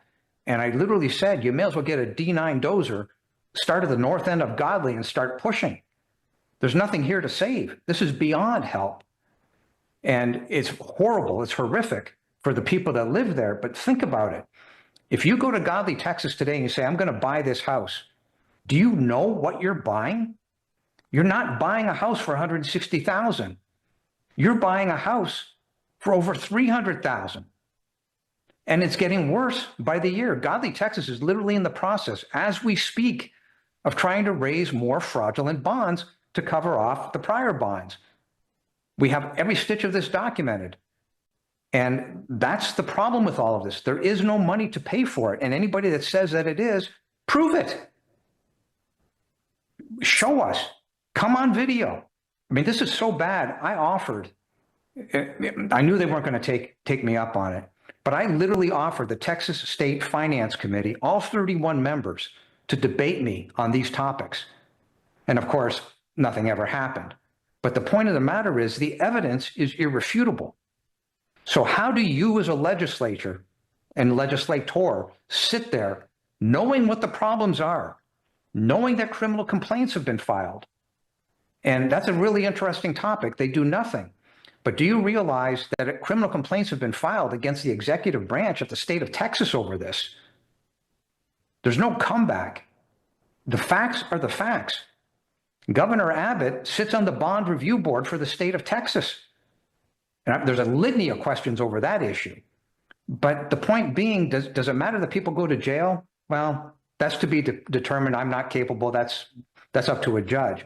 But the crimes have absolutely been committed. And with regard to the executive branch, Chapter 42, U.S. Code 1986, knowledge of a crime and power to prevent. On my website is a document called violations.pdf. It's 10 pages of violations of law under USPAP, state law, and federal law that nobody can get away from. These are all facts. This is the evidence, and we've got it all stacked financially. Well, if you knew there were problems and you received criminal complaints and you chose to do nothing about it, by definition, you're aiding and abetting a criminal conspiracy to defraud. Now, does the superintendents, do your average superintendent in America, most of them have their degrees like PhD in education. They're not economists. That they don't, if I were to say define inflation, too many goods chasing too few goods and services. They couldn't, most of them couldn't define inflation. Their degree is in education, you know. Maybe if they watch a show like this or are interested in economics, they might know, you know, they're a studied adult. But the average superintendent doesn't know economics, unless that's what their degree was, part of their education degree. Most of them don't know this kind of stuff, is what I'm gathering. So do they know this? Does the average superintendent know that there is this much fraud in school bonds? Well, let's look at it this way. Whose signature is on that document that you pass off to the state comptroller saying we need X amount of money for our bonds to get them to sign it? It's the school superintendent's signature. By the way, you, the school superintendent, work for a board. The board at the school district signed an oath.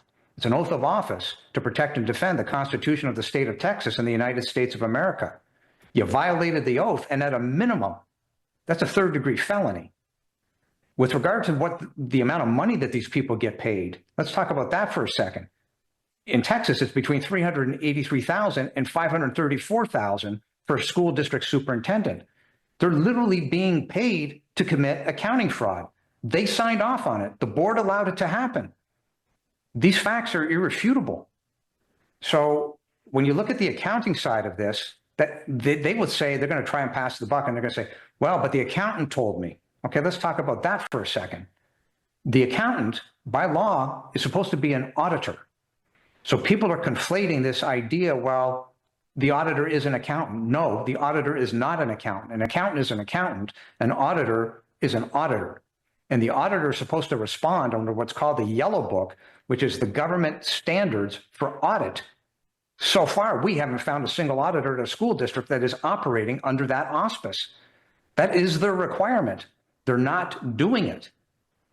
And so, again, people, this whole thing is set up to literally point the finger from one entity to another, but you can't get away from the underlying facts, which is the money does not exist to pay off these debts.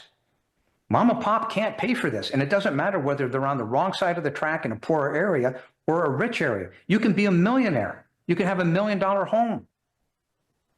You're going to wake up one day if they keep raising these taxes, and you're going to end up in $1 million home having to write a check for $48,000, $50,000, $60,000 to keep the roof over your head if that house is bought and paid for free and clear.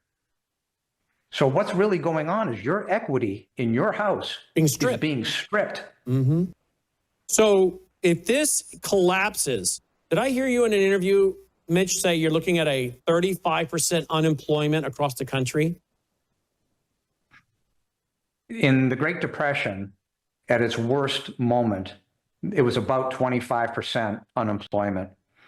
The problem here is that you have people, tens of thousands of people that have already lost their homes, A, due to foreclosure, or B, because they simply couldn't afford it and had to move elsewhere.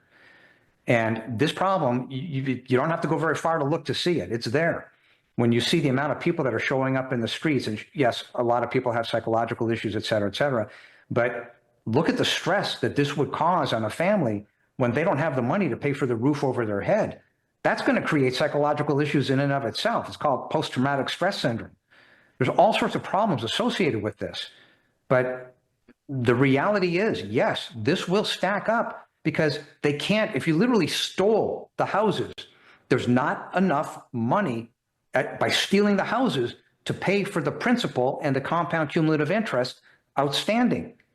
You're going to have to peel this back as part of the solution. Put a floor on it, put a ceiling on it, and let's start peeling it back, which, by the way, when the government fesses up and says, yeah, we got a screw up, they gain the credibility by doubling down on stupid and doubling down on ignorance and saying, well, this can't be this bad. They're compounding the problem by the day. We figured out just recently that, give or take, in Denton County, if you total up all the school districts in Denton County, cumulatively, they're running a deficit of, give or take, around $20 million a month. Now, think this through for a second. What happens if the property values drop 20%? Well, we worked on that. Turns out that's another $743 million a year in deficit. So when you look at the amount of money that's coming in from the federal government to aid these schools in the form of billions, and you look at the millions, tens of millions coming in from the state, it's clear these school districts aren't putting this money into the pockets of the children. They're not helping the children. They're helping their pensions, and they're helping their existence, and they're helping perpetrate systemic fraud on mom and pop. This money isn't going to the children. No, it's not going. That's what I always hear. You give a quote by Thomas Paine about, fraud wrapped in morality. What is that quote? The road to hell is paved with good intentions. So at some point in time, that statement is extraordinarily true. If you could look back in history, you could say, well, they had good intentions.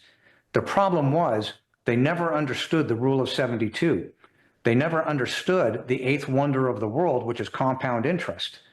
And if you go back all these years, Thomas Paine was from over 250 years ago, but his writings, and I've got his writings on my website with regard to taxation, all I can say is this man was clairvoyant, because we are here today over those issues. And I've even written a book, we're working on it now, but there's a fellow by the name of Friedman who was an economist during Ronald Reagan's time. Yeah, exactly. Same thing. I mean, he went after it. And when you understand how the Constitution itself came about through George Washington, it was Thomas Paine's writings to George Washington that helped frame the Constitution. But when you study the writings on taxation, the word clairvoyant is an understatement. He got it right. Friedman got it right. Hayek got it right. What we are right now, where we are, is that the bond rating agencies, the underwriters, the school districts, the government itself, the state entities, state comptroller, the executive branch, every single one of them got it wrong. Now you have to ask why. Is it really relevant? The why? Because mom and pop are going bankrupt left and right because they can't pay these real estate taxes? That's why we need the help of mom and pop across the United States. We're gearing up to accomplish that. You give a quote by Paine: no uniformity of law and no uniformity of application under the law means no law. You also have another one by Paine: the greatest tyrannies are always perpetrated in the name of the noblest causes. It's for the children, don't you know? When all other rights are taken away, the right of rebellion is made perfect. I mean, that's where this is headed at some point, pitchforks and torches. If people have worked their whole life to pay off their house and their equity is being stripped out of their house, then you keep raising their property taxes. You mentioned some guy in Ohio that's a Vietnam veteran or something. Yeah. Tell me that story. His name is Bob Hall. Bob is 84 years old, a vet on fixed income, bought his house for $24,000. He's being commanded to pay, he paid one last year, $3,600 of money he doesn't have. And coincidentally, I just heard from him this morning asking me if he should pay or not pay under protest in January. And I responded and said, look, Bob, if you can afford it, pay it, do it under protest. But in the meantime, find a pro bono attorney to pick up this case for you. There will be one there that will do that. And so in let me Ohio, just say, he paid how much for the house? I'm writing this down. He paid $24,000. Okay, and that was obviously years and years ago. Yes. He paid it off. He's a vet. And now he's being asked for $3,600 in taxes every year? That was last year. I don't know what it is this year. And he can't afford to pay it? No.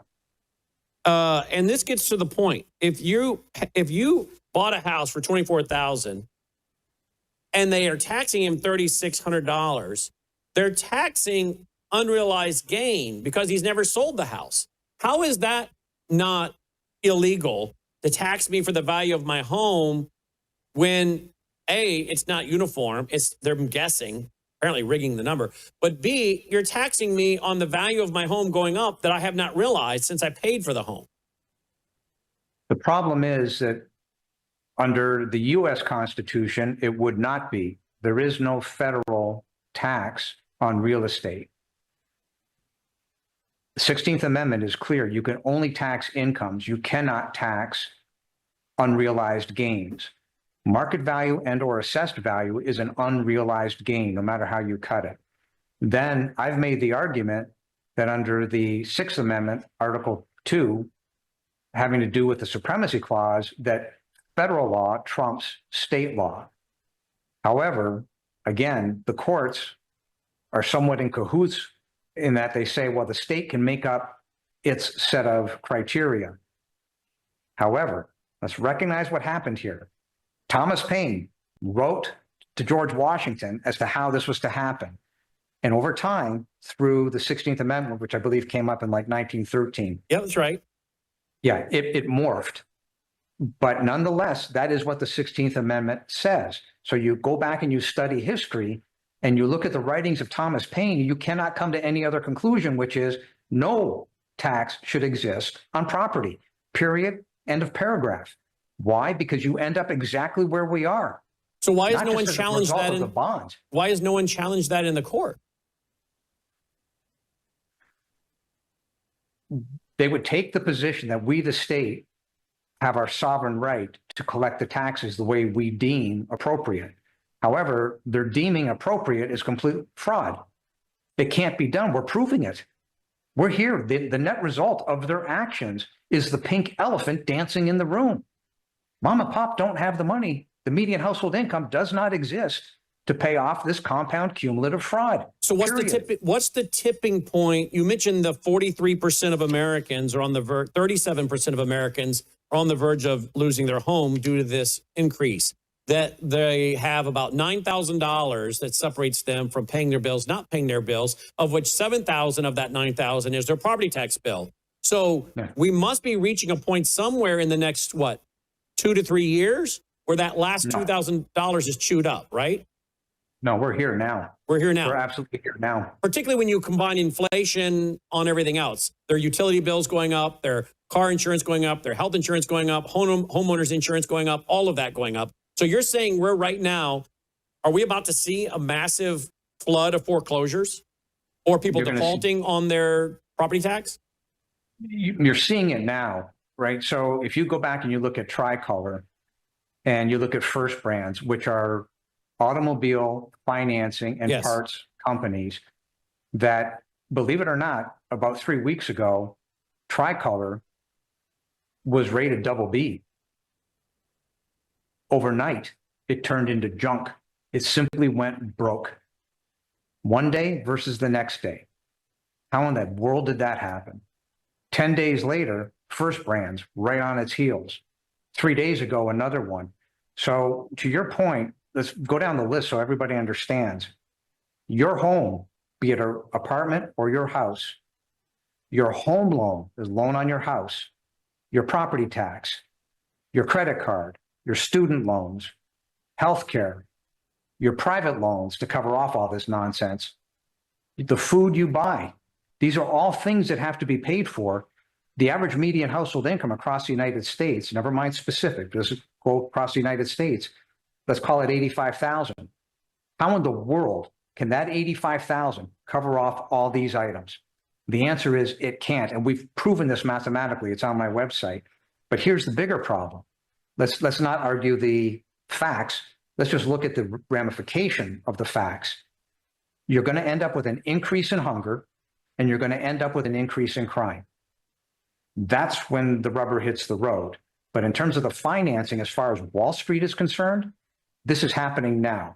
As far as mom and pop are concerned, that are not Wall Street, mom and pop are the U.S. economy. Wall Street is not the U.S. economy. It's mom and pop. Break mom and pop, you break the U.S. economy. You break the U.S. treasuries. There's simply no way to make this work. What I'm trying to say is credibility must be restored.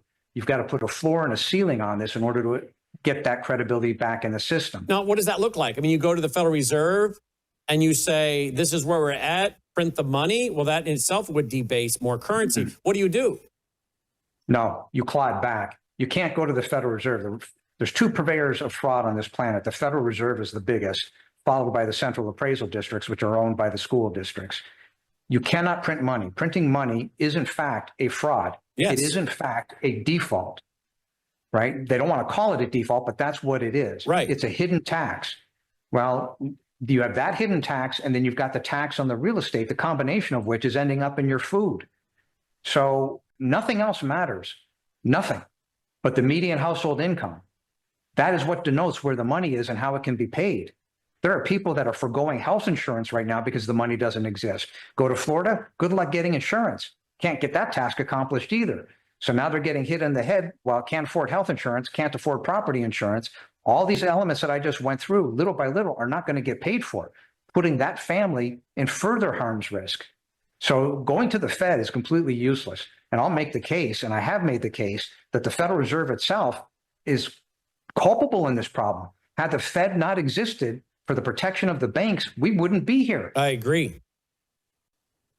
So nothing else matters but the median household income. So what do you do? I know you've written a letter to Kash Patel, the FBI director. What do you do? If President Trump called you up today and said, I'm signing an executive order, Mitch, you're now in charge fixing the problem, I give you the powers to fix it, what would you do? I would force the states to come clean, because these numbers I know are worse than I'm saying. I'm fully aware of that, but I'm only talking about what we've been able to quantify. But if they can come clean and we can figure out, by the way, the SEC has subpoena power. They literally can walk in and do magic that I can't do. They could walk into these school districts and say, I'm not asking you to turn these documents over. You got 5 minutes. And if you don't, I'm going to arrest you. That is the power of the SEC. We don't have that power, but that needs to take place in order to understand where these frauds really lie. If I'm right, and these inner funds are just like USAID all over again, with money going back and forth without a stitch of accountability, this problem is magnitudes bigger than what I've been able to quantify. The point of the matter is, and the answer to your question, that would be step one, quantify how bad this math really is. Step two is to say, fine, floor and ceiling. We know what the outside is. We know what the underside is. We're going to go back and claw every stitch of this money that's been paid to these people in the form of interest on their money, i.e. back to the banks, the pension funds, and the 401ks. We're going to claw it all back with the idea of saving as much of the principal as we can. But make no mistake, they may only get back 30 cents on the dollar of the principal. All the interest, gone. It's all going to be reversed. General ledger reversals, claw it all back. Okay, so you mentioned the banks. If this collapses, how many of our local banks are holding these bonds? How much of our retirement accounts, not mine, but schools, city workers, state workers, who buys up these bonds and puts them in retirement accounts? So tell me what a collapse like this looks like, and thus an unemployment rate of 35%. If the bonds collapse, the value by virtue of the fraud that has been created, because the school districts will be deemed with fraud, as will the bond underwriters, as will the bond rating agencies, they all go. They're all going to end up going bankrupt because they're going to get sued into oblivion, rightfully so. That's one way to come at this. The problem is the pension funds and the 401ks that have invested in these school district bonds, they're going to lose that percentage of their portfolio. Now, somebody might say, well, it's only 2% of their portfolio, not that big a deal. But it's the ramifications of what happens here. When you destroy mom and pop's pensions that they've been paying into for 30 years, you're going to have problems. You're going to have kinetic problems. You're going to have financial problems. And that's why I believe that the right way to do this is tell the truth. Let's save what we can save. And everybody fesses up. Yeah, this is a horrible situation created at the hands of the government. But the only way to get this thing back in control is to force the states to deal with the feds. And right now, everybody's just pointing the finger at each other. Nobody wants to talk about this. Does the average state legislator even know what we're talking about right now? Does who? The average state rep, state senator, state representative, members of your state legislature. Do they even know about this problem? 100%. They cannot not know. Do all of them know it, or is it just, do they all know it, or is it just the percentage that deal with those committees? No, every single one of them knows. They've had meetings on the real estate taxes. There was one that just occurred about 60 days ago. It was so painful to watch. I could only watch it for about 3 minutes. The legislature asking the appraisal district questions couldn't even follow up to determine what the fraud was. This guy was as useless as a bump on a log. So they do know. The problem is they can't articulate the problem. They don't know the depth of it. So they're all dancing around each other. And this lady who works for the appraisal district, well, we're in conformance with the state comptroller's requirements. Yeah, no, you're not. State comptroller doesn't even know what the requirements are. We've got all that evidence. The state comptroller is complicit in this. When they have the property valuation study, the state comptroller goes to the chief appraisers and says, we need more money to move money from this school district, a richer school district, to this poor school district. Go raise the property values again. Okay? What does that have to do with valuing real estate? Nothing. At some point, Mitch, aren't we talking about, and then you start adding in all the money, the trillions we send to foreign companies, USAID, the enrichment of our tax dollars to special groups, all the things we do that we're finding out about. Everywhere we turn, there's fraud. Everywhere we turn, there's fraud. At some point, doesn't the average person, taxpayer, say, our problems are government, as Ronald Reagan said, government's not the solution, it's the problem. Don't we start realizing everything goes back from local, state, and federal government to the fact that they are raping the taxpayer to the point that taxpayers, as collectively as a group, say, we're done. We're done with all of you guys. We're not writing any more checks. We're not paying any more tax. And there's more of us than there are of you, and we're done. We're done being financially raped. We're taking care of our own. And you guys can go find another job. But I don't care. We'll go to voluntary fire department. We'll go to private police departments and be our own police and, cut it down to a sheriff's department. I mean, they'll get constructive real fast. In other words, the people finally say, we're taking over. We're done with you guys. You're out.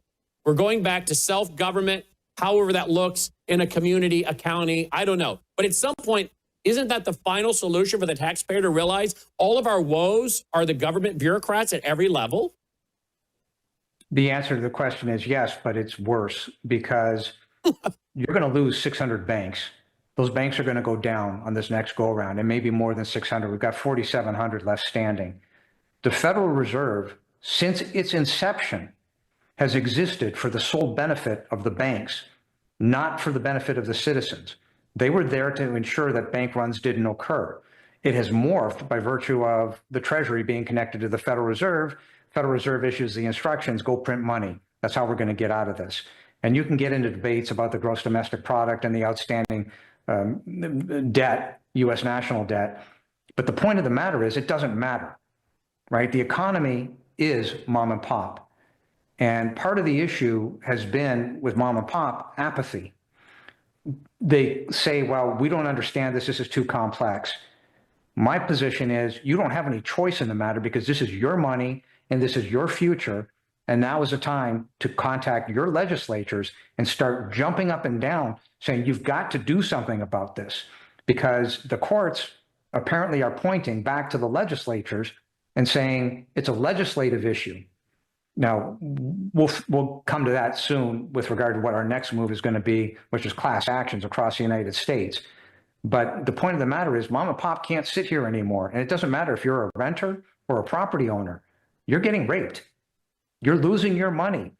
If you're a property owner, you're entitled through your mortgage to be receiving your amortization, which is your principal pay down. When these property taxes go up, your principal pay down on your mortgage isn't going to you. It's going to pay the property taxes. You're being equity stripped live by the nanosecond, and you don't know it. And then isn't it interesting to your other point? Do you know that these school districts can operate on local tax revenue? They don't need any of these shenanigans. Do you realize that up until 50 years ago, they used to have what was called schoolhouses? They didn't have bonds on those schoolhouses. It morphed because it became a business. It morphed because the school unions got involved and started saying, well, we need a teacher to do this and we need a teacher to do that. Your taxes are going up. The grades of your students are failing. The school districts are failing. The financial aspect of what these school districts have created has failed. Why are your taxes going up and why are we paying for this crap?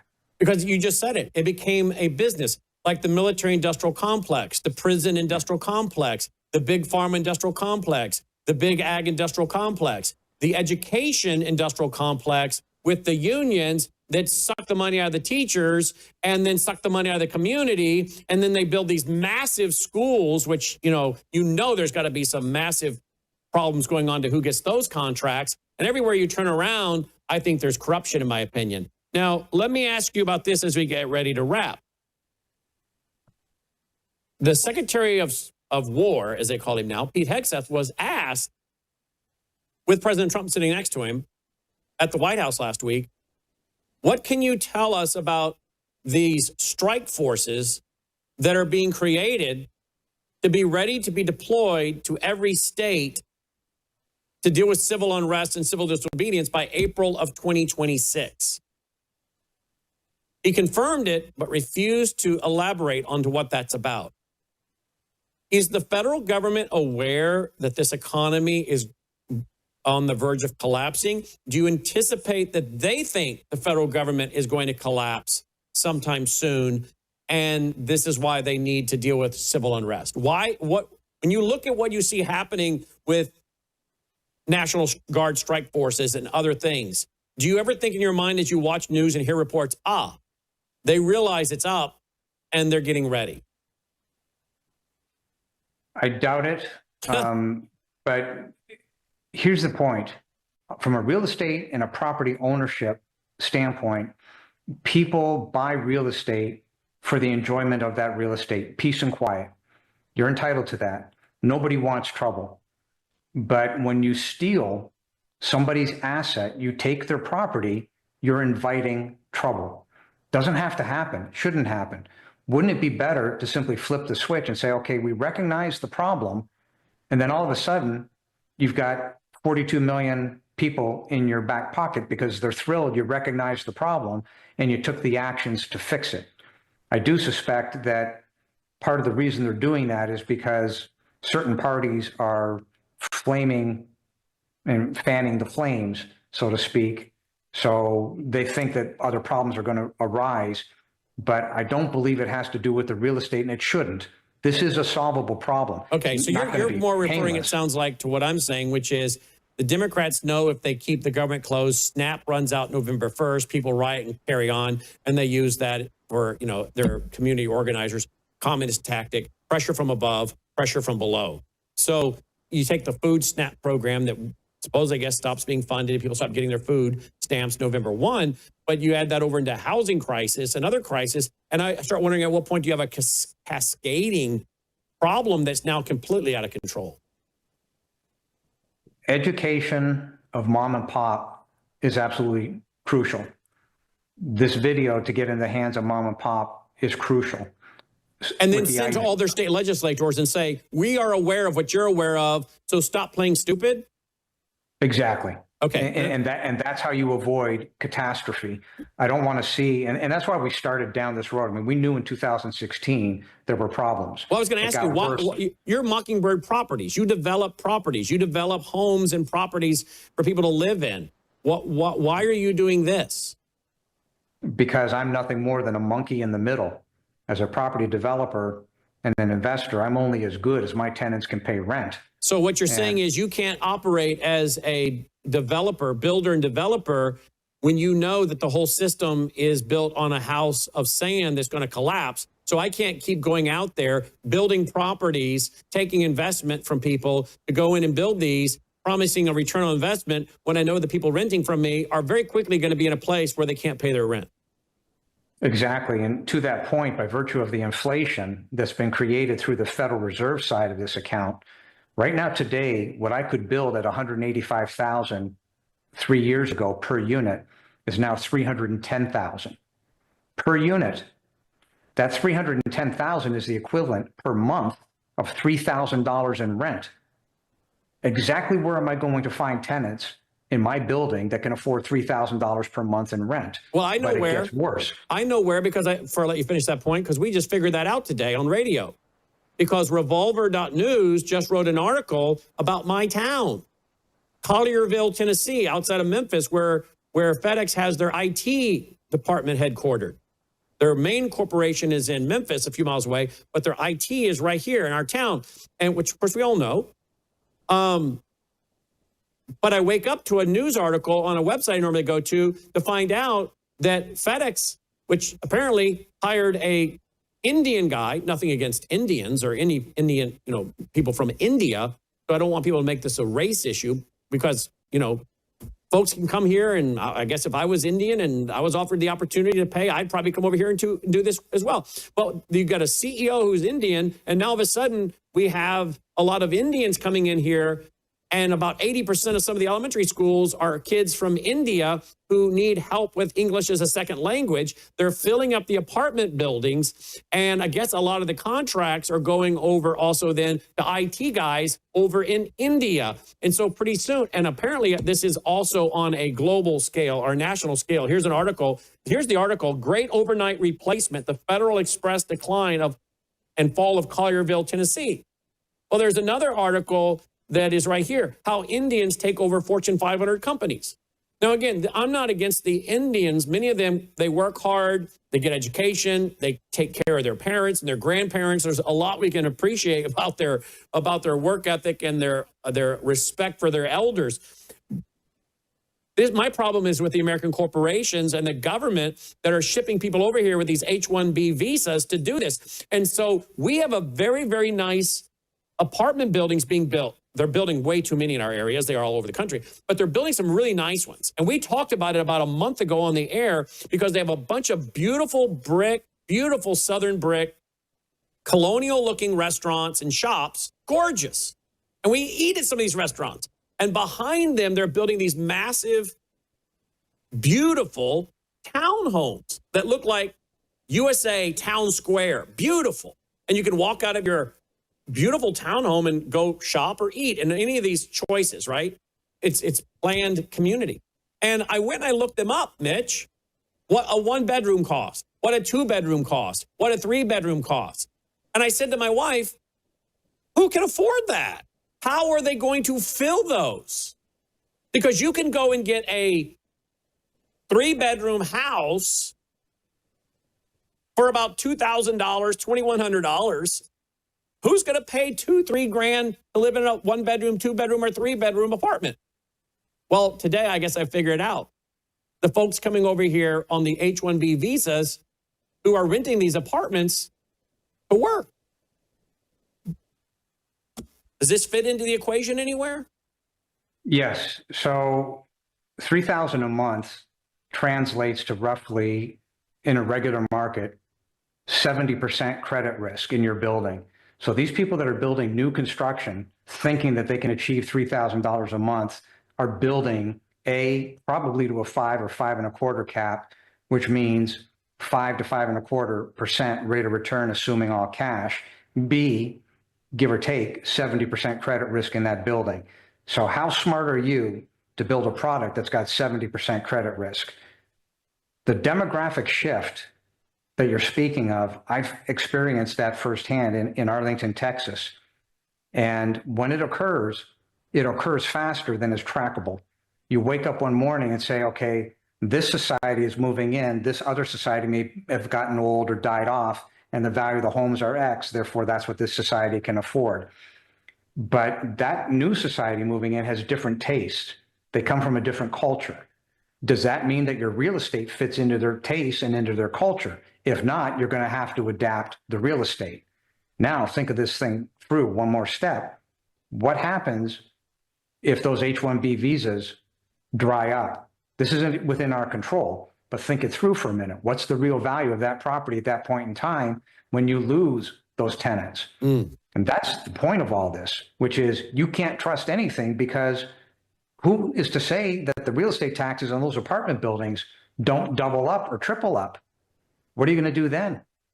You think those same people on those salaries can afford $4,000, $5,000 a month? And this is why you're, as Mockingbird Properties, doing this, because you're an American who's trying to run an American company, and you're seeing that there's no way to move forward unless the problem's fixed. So let me bring attention to it, fix the problem for my company and all other Americans. Yes. Well, thank you for doing that. I went and looked real quick. I asked Grok, for what it's worth, about my school bond in my community. They said that the average liability, here it is, $65,000. The average liability per homeowner is the outstanding principal divided by the number of single-family homes. Okay. So they did that, and they said that this represents the share of the remaining principal each homeowner owes in aggregate. It's not the annual cost. Annual debt service, principal plus interest, is approximately $5.5 to $6 million, or about $365 per homeowner per year, spread over 25 years. Actual individual costs vary by home assessed value, and for a medium home value of $573,000, annual town taxes are $2,320, with $300 to $400 contributable to debt service, including schools, and it goes on from there. It's wrong. What do you make of that? Tell me about that. No, it's 100% wrong. First of all, I'm assuming your tax rate is about 2%, right? Well, if your house is $500,000, your 2% tax rate, that's a $10,000 a year bill. That's the first thing. Well, that is about what our taxes are between the county and the city. And that's exactly about what they are on average for the average homeowner here in Carville. Yeah, what you just read is a fraud. Over and above that, you have to realize they're playing a game. When they say this is the principal, where's the interest? That snapshot of what's owed by that school district isn't even in that document you just read. Okay, I got a 2-second look at that and I could figure out that it's a fraud. What they're telling you simply isn't true. And there's apparently $93.5 million in general obligation bonds issued by the town in September of 2015. No, that's the time period. That's the snapshot. See, this is the exact argument that we've made right to the Attorney General. How much debt exists in the state of Texas in the form of outstanding bonds from the schools? Answer the question, Mr. Attorney General. How much interest is outstanding as of this date, this snapshot in time, with regard to the outstanding school district bonds? Answer the question, Mr. Attorney General. We've asked the same thing of the state comptroller. We've asked the same thing of the school districts. All they're doing is playing hide the potato. The evidence is right in front of everybody's face. It's there. But see, they have what's called QSIPs, which are tracking of the individual bonds, and every QSIP is supposed to have an amortization schedule attached to it. Do you think we could get an entirety of the outstanding QSIPs along with the amortization schedules added up? Nope. Can't get that either. So when you try to go to your school officials or your county and do what I just did, be prepared to have a lot of smoke blown at you, right? 100%. If they're raising bonds, they're lying. And you've never found a case where that wasn't the case? Not yet. We've been looking. Now, there's certain school districts that I would say are less criminals and other school districts that are really big criminals. But so far, we haven't found anybody that's raising bonds. They've got all this kabuki theater going on under the hood, including hidden investment pools. That's where the teachers themselves are getting ripped off, but the teachers don't even know it. And one of the solutions you say is to go to sales tax, quit charging property tax, period. Is this why, by the way, the governor of Florida, DeSantis, is talking so much about ending property tax? He is all over this. I know he's setting up to run for president, but does he probably know this as well? I know why he said what he said, and all I'm going to say is that somebody who I've been working with has been whispering in his ear. Wow. But that's the difference between talking and doing. Okay. But the answer to your question is there is no other solution. The Uniform States Sales Tax, and I wrote the bill at the request of Helen Kerwin to do exactly this, is to repeal all property tax in favor of the Uniform States Sales Tax. Now, the Uniform State Sales Tax is, in this case of Texas, a 15% tax on all sales, not including groceries, for 3 years. At the end of 3 years, it'll drop down once this problem stabilizes to about 11%. Now, there are certain states that don't need to start out at 15%. In fact, we know some states that can start out at 8% and be just fine. The reason why we hit the 15% is because of what we can't see. It's fear of what we can't see. We've got to be able to put enough money to the side, because nobody ever said we're going to stop all taxes. You can't do that. And any of these entities that are out there that are saying, well, we have to simply stop all property tax. You can't do it, right? You've got to have money to cover off the schools, the police, the fire, the infrastructure of the municipalities. Nobody ever said that we're going to stop that. What we've said is that the taxes have to be fair, uniform, and equal. And the government itself, by virtue of using the ARB panels, the Appraisal Review Board panels, or the Board of Equalization, has ensured that that cannot happen. These ARB panels are aiding and abetting RICO, right? They simply make it up and say, if you don't like it, pay it. Well, the only solution is to stop the school districts from ever getting access to the bond market, which is federal. Wall Street is federal in this case to the bond market under SEC laws. They must be prohibited from getting access to the bond market. And I want to take that up one notch just to make everybody understand. There's $57 billion sitting in the Texas Bond Guarantee Program for the school districts. Do you realize that that $57 billion that the Texas Bond Guarantee Program, by definition, is insolvent? You've got $606 billion, give or take, worth of outstanding fraudulent school district bonds at the state of Texas alone. $5.1 trillion across the United States. These bond guarantee programs aren't worth toilet paper. They're insolvent. The bond rating agencies have got this wrong. And to that point, if there's a bond rating agency, I wrote an article, it's extremely detailed. I literally pulled apart their ratings. And I said, okay, fine, prove me wrong. These are your ratings.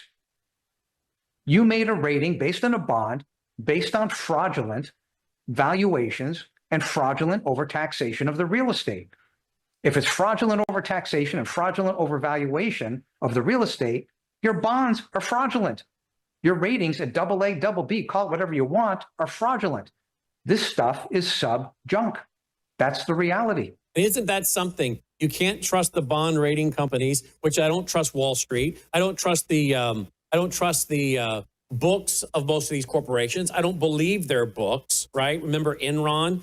And so every time we turn around, the people that we're supposed to be trusting for what we're investing in my opinion, turn out I can't trust them. I can't trust their information. But they're expecting me to invest, and I don't buy stocks. I've never owned a stock personally. I don't buy stocks. I don't have a 401k. I said no to that when I was 19 because I had enough insight at 19 to know it's all rigged. And that's why I stopped. I never got into it when it was pitched to me at 19 years of age. I just invested in my own company and my own projects that I have 100% control over because I pretty much understood that most people will lie to you. They will cheat you. And now you're finding out you can't even trust the bond ratings, right? No, and this is Enron, but magnitudes bigger. So what did Enron do? Andy Fastow created something called mark-to-market. Then they lied on the mark-to-market and they levered it up in the form of bonds. Then people that had the bonds went and got derivatives. Well, lo and behold, that is exactly where we are right now. And can you mention the derivatives? Because I can't remember which bank it was, but I think we got one major bank holding more derivatives than the total global GDP, right? Yes. I have a dog barking outside. Can I get rid of that? No, I can't hear it. You're fine. Oh, you can hear it? Okay. No, I can't. My dog can't hear it. My dog would like it anyway. She's in the studio here. But no, we're good. So is that right? One major bank in the U.S. has the equivalent of $1 trillion in derivatives, or excuse me, has the equivalent of derivatives that are equal to the global GDP. Yes.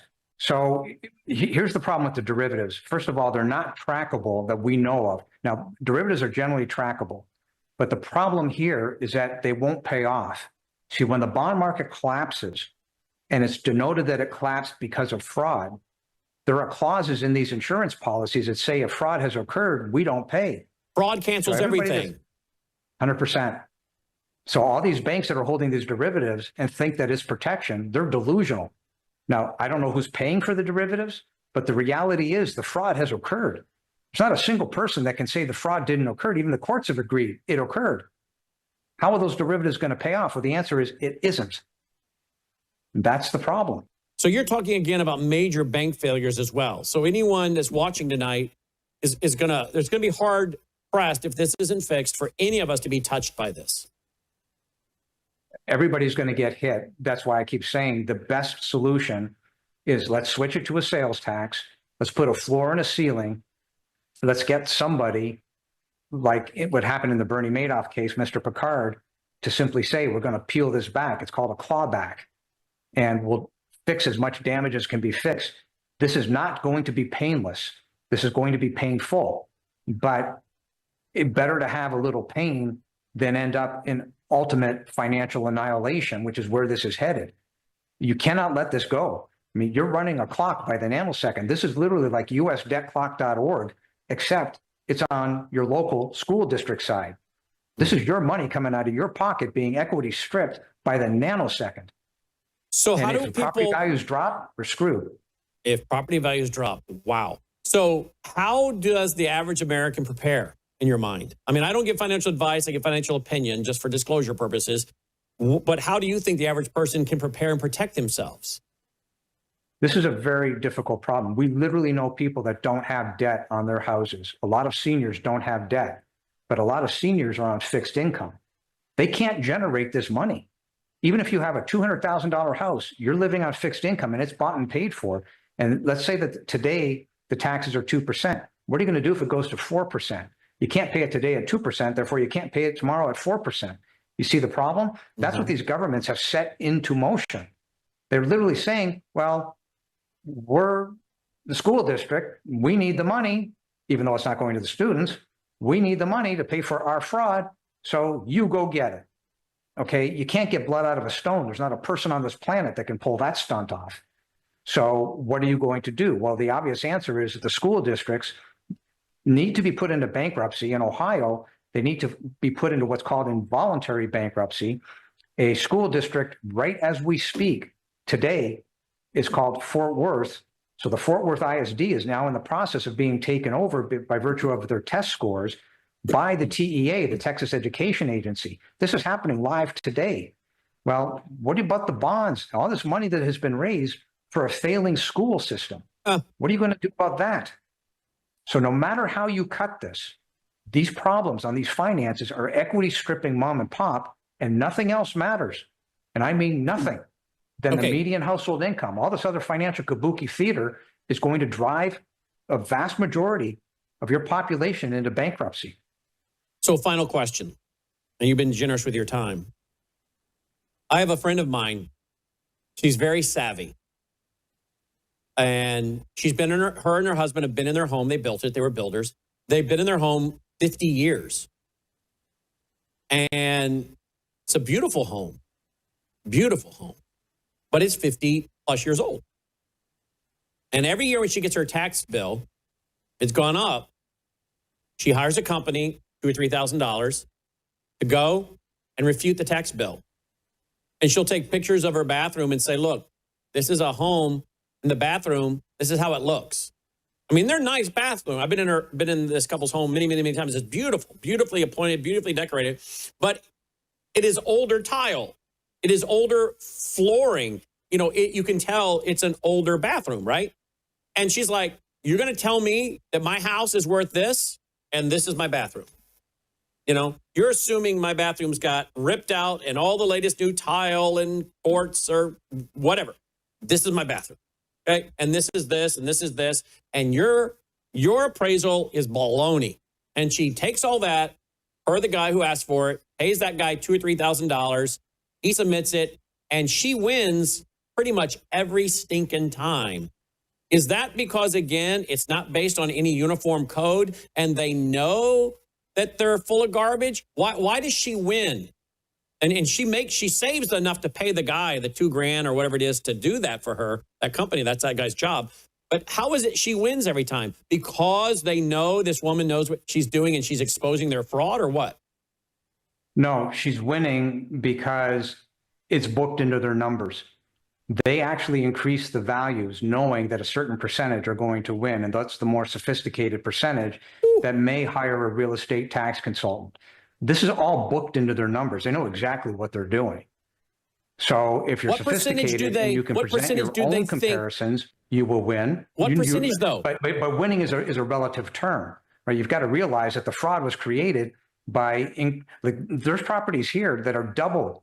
The taxation is double than the market value, the real market value. It's on the market for sale at, let's say, $286,000. They've got it booked at $400,000 at the Central Appraisal District. You see the problem? Right. But what percentage? what percentage are they counting on people refuting them, like my friend? There's no set percentage because every CAD is different based on the demographic of that CAD. So let me explain it this way. Houston, which is Harris County, the outstanding fraud of the school district level bonds is about $70,000 per house. That doesn't sound so bad as compared to Argyle, Texas at $343,000 per house. Here's the problem. When you look at the $70,000 divided by the median household income, it's about 60%. In the case of the $343,000, it's about 75%. So either way, regardless, it isn't going to get paid off because that $70,000 in Harris County is compound cumulative year after year, and they keep raising bond money. They're out right now for another $1.5 billion bond raise. Salina is in the process, Salina, Texas, up $1.7 billion with a population of 9,000. They're going to end up with $4 billion with a population in bonds with a population of 9,000 houses roughly. It isn't going to get paid off. You could double that population, you still can't pay it off. Are you telling me they have overappraised a house by $300,000? Absolutely.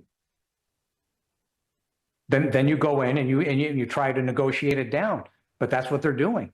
So in the case of Argyle, didn't you mention a house that across the street was a house that was appraised at $1 million more than the other one across the street? Yes, that's my house. So coincidentally, I built both of them. I built a subdivision. So one house gets assessed at $1,190,000 roughly, and I get double up. I built both of them a year apart. And one is appraised at being worth $1 million more than the other? Yes. And under uniform and equal, you can't do that. We sued them on it multiple times. What would We're make doing it them, again right now. But what would make them do that? What would make them say, oh, that house is worth $1 million more than this one? Violation of the law. Could it be biased because I'm doing what I'm doing? Maybe. Ooh. I don't know. Don't really care. The law is the law. Uniform and equal is so in other words, in you're telling me they're appraising your house for being worth $1 million more than it really is from the house you built across the street as a builder. Yes. So I built a subdivision. Oh, you built the whole subdivision. So this is going back to where I started. So you are finding yourself being harassed for what you're doing. Well, I'm not in the position. I'm not the court. All I can do is point out the facts and say, Your Honor, how do you explain this? But for bias, but for prejudice, but for breaking the law. You're the judge. You figure it out. My job is to get the evidence. I've got the evidence. So do you win these cases? Coming out of my mouth. Are you winning these cases when you're being appraised $1 million more than the house you built across the street? Are you winning those cases? Well, we have in the past, but you've got to realize this is costing money to win something. But it's not just the win. It's the, on the shopping centers and stuff. No, we're not. We have to file lawsuits. I literally won 2 years ago on one of the properties. 60 days later, they jacked it up 4x, 400%. There's no math to justify any of this. They're just doing it, thinking that they can get away with it. But that's not really the case. We're going to keep punching them in the nose until we can get their attention. And at some point, some judge somewhere is going to stand up and say, it is what it is. We'll either put them in jail or we'll claw back the money. But in the meantime, I'm a very, very, very, very small percentage of this problem. This problem is magnitudes bigger. This is $600 billion worth of size in the state of Texas alone. Yeah, not counting the rest of the country. Much bigger than anybody can realize. Well, you're at 17.1 trillion altogether, according to your friend with unseen fraud. Okay, so how much? I know I said final question, but how much is the average house in America over appraised? According to the tax bill you get, is it 20%, 30%? Right now, today, all real estate is local, but generally speaking, it's 40% overvalued based on the outstanding fraudulent school district bonds. So give or take about 40%. And I want to point something out. If you went back to the values just 5 years ago, do you realize that the houses are 50% overvalued? In other words, 5 years ago to where we are today, the median value of a house has gone up 100%. How is that possible when inflation, according to USTreasury.gov, has only gone up on average 2.7% per year? Okay, 2.7 against 5. That's 15% for the sake of conversation. 15% versus 100% inflation in your house. There's your fraud. That's just within 5 years. This money isn't real. Are any of the realtor associations, are they aware of this? Are they joining you? Because I would think they make their money by obviously selling houses and selling and keeping houses going and flipping, you know, and some realtors maybe sell the same house 2 or 3 times over the course of a 10-year period. So they need inventory to keep moving, and people selling houses and buying houses. So I would think a lot of the realtors associations would say, we're with Mitch. Are they aware of this? Are they with you? Or are they against you? I did a video at the request of KW, which has got 80,000 realtors across the United States and Canada. And they were quite horrified when I pointed out that if you're involving your clients in a bidding war and you don't have a document from that client that says, I'm buying this house come hell or high water because my partner, my spouse wants this house, you're lining yourself up to get sued. Because as it turns out, 60 days later, that market on this bidding war started to crack. And that is what happened. So these realtors, well, the values have gone up, therefore my commissions, my actual net dollars are going up, but it's all based on a fraud. And then, of course, the NAR got into a lawsuit and they lost that lawsuit, which was just stupid. So it's one problem after another. If you choose to believe in the fraud, you're leading your clients down a path of destruction. That's how this is going to end up. There's no math to back any of this up. They're making these values up. And you're starting to see that in Houston. Travis Spencer found a couple of properties just recently. So a year ago, one of them was at 126. It hit the market again. It's been on the market, but it's been downvalued now to $96 a square foot in less than a year. There's another one that just came up at $86 a square foot. Well, you're getting to the point now where you're getting fairly close to land value, and that would justify a serious look at these houses to gut them, start over, and you'll still make money. Wow. That's good value for the money, but that's where this is headed. People are having to forego and give up those houses because they can't afford them. And there's no buyer sitting on their right in behind them because the cost of living, credit cards, et cetera, car payments, as that list I went through, your cost of living has gone up. Well, something has to give. And what's giving is the roof over their head. Those people either had to file foreclosure and or bankruptcy and or move on to something that they could afford. Well, that's leaving a gap in the marketplace. There's no buyers coming in behind to keep the values up. The values, therefore, are going down. That was my point. What if the Fed cuts interest rates several times? Are there a bunch of people sitting on the sideline? They're going to jump in and then start buying? Not a chance. It's complete nonsense. You could drop the interest rates tomorrow to 0, and it cannot make up the delta of the cost of living. They have overinflated this financial inflation balloon so badly that all those elements I went through, the insurance, house payments, credit cards, private loans, all of those elements combined, you could drop it down to 0, and it isn't going to move the needle. You will get some people that go out and say, oh, I can buy a house now. But can you really, given the cost of all this other nonsense, which is fraud? Make no mistake, what the Federal Reserve has done through inflation, which they created, that's a default. That's an abject default.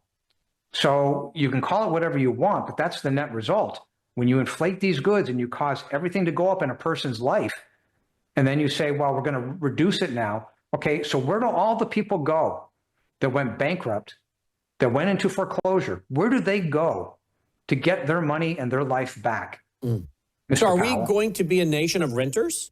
And will they be able to afford to rent?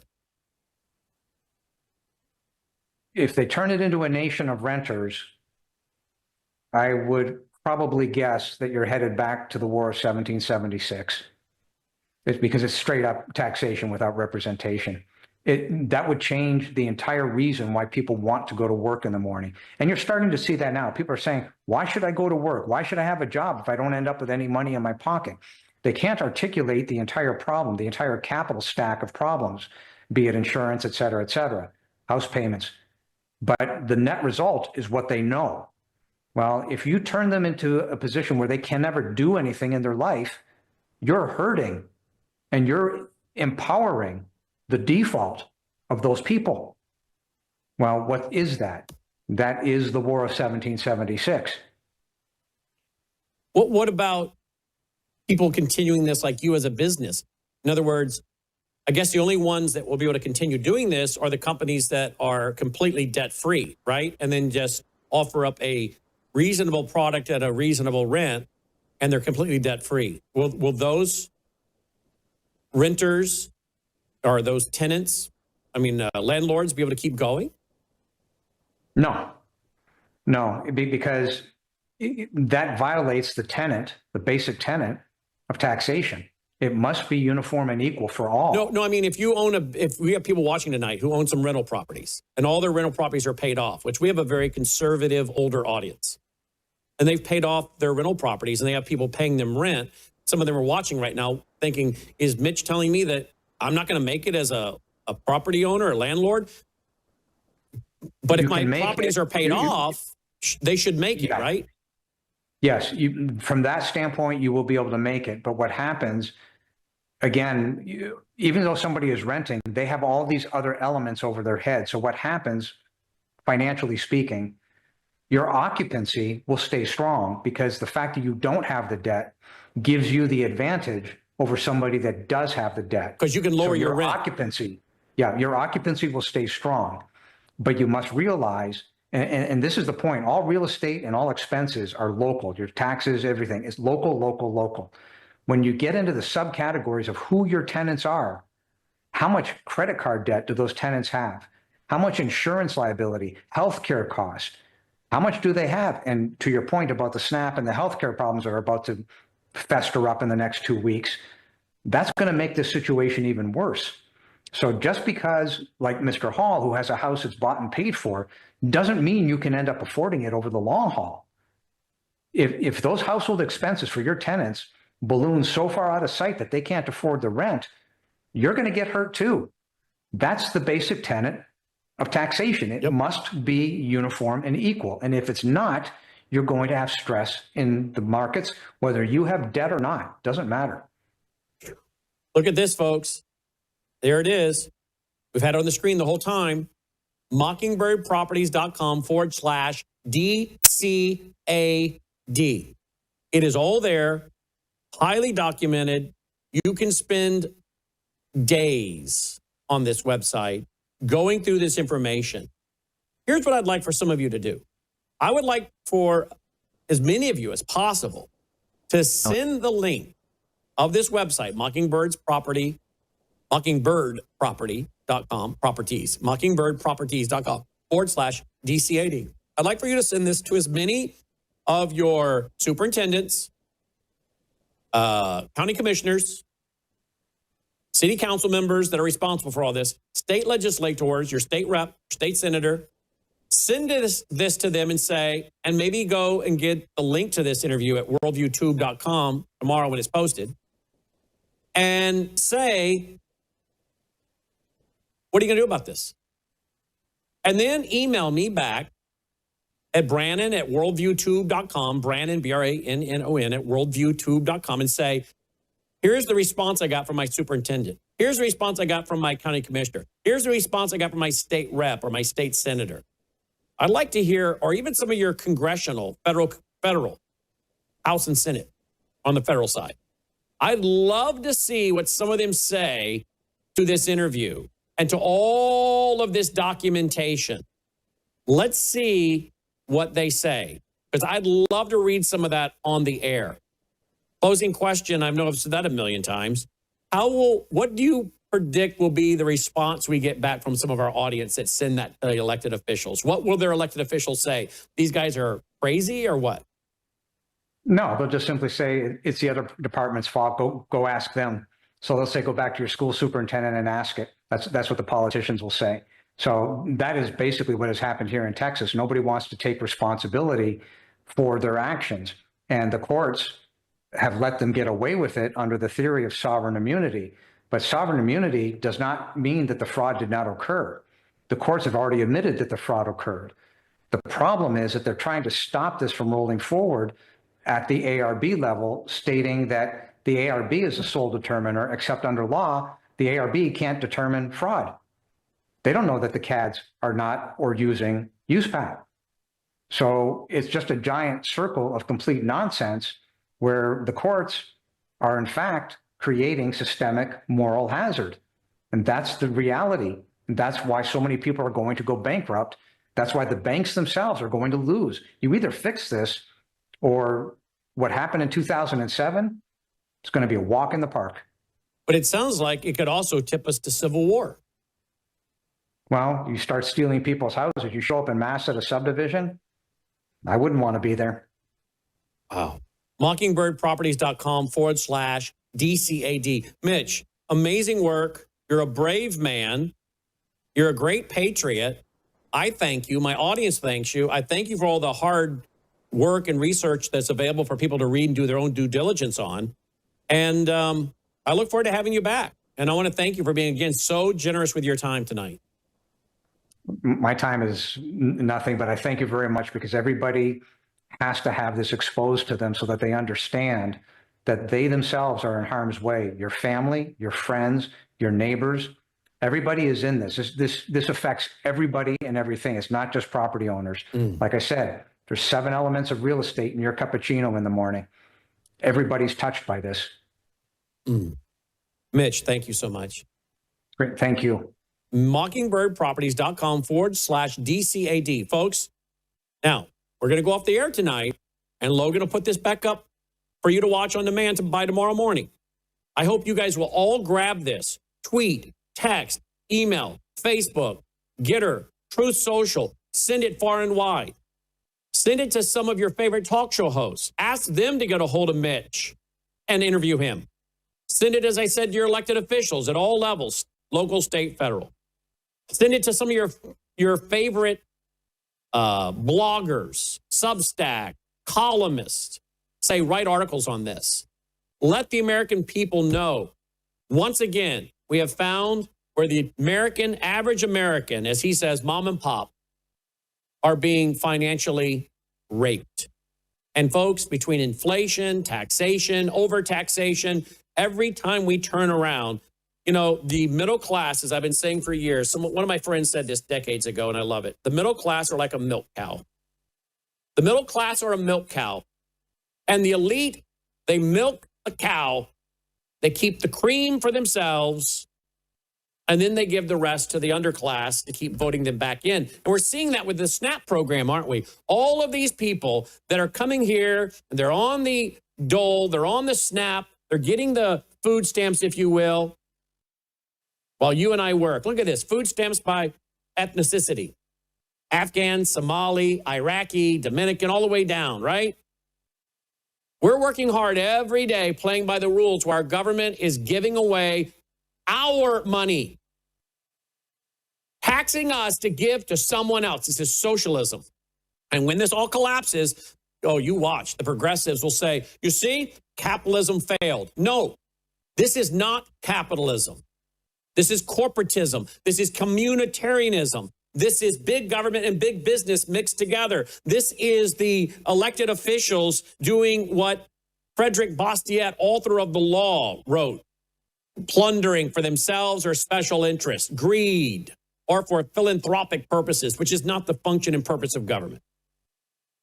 Be ready to defend this to your children and grandchildren, because they're going to blame it on capitalism, to disparage capitalism, but this is not capitalism. And we haven't been operating in a free market system for decades, probably since 1913 with the creation of the Federal Reserve and the federal income tax.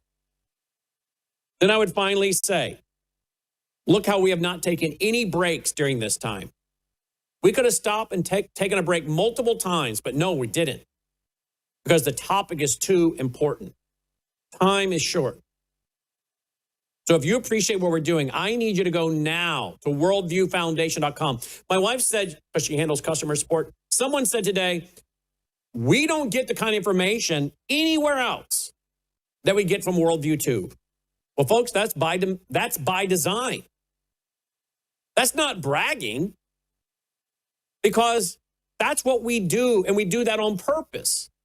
We spend hours every day reading and studying. I'm up very early, reading, studying, watching interviews. I get off the air, I might play a round of gin, some cards with my wife to unwind, but it's not uncommon while that's playing, I have an interview going on in the room at the same time, listening to people like, well, as I did with Mitch, listening to Mitch being interviewed.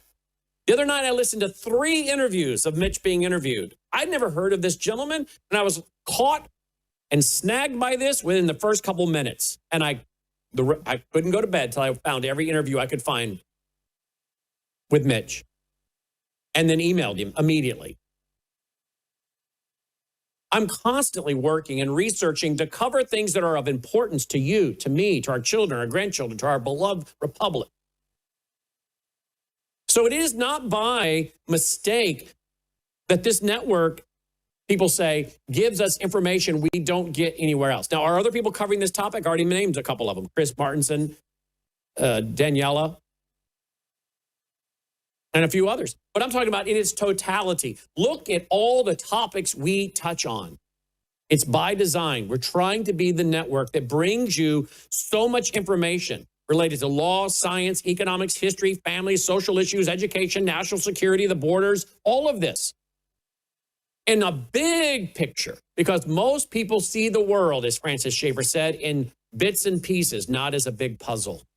We want you to have a comprehensive world view, which means we basically have to be somewhat of experts in a big area of topics, which means we have to read and listen and study. And we do this 7 days a week. Then you add my Sunday night Bible study where I'm teaching through the book of Revelation, lesson 51 last night, Revelation chapter 21, on to chapter 22, the last chapter next week. So folks, if you appreciate it, I got to have your support. I think we have proven we're worthy of that support, aren't we?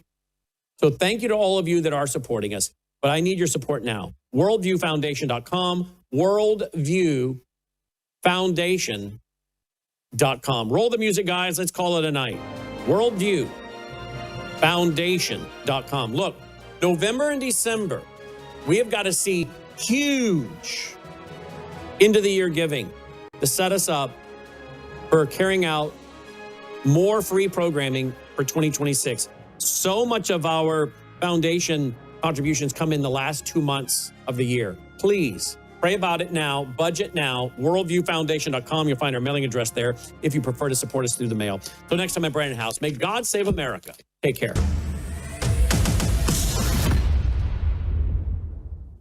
You're watching Worldview 2, built on the 35 years of Worldview books, documentaries, research, high-profile interviews, and the radio and television broadcasts of Brannon Howse. You woke up with a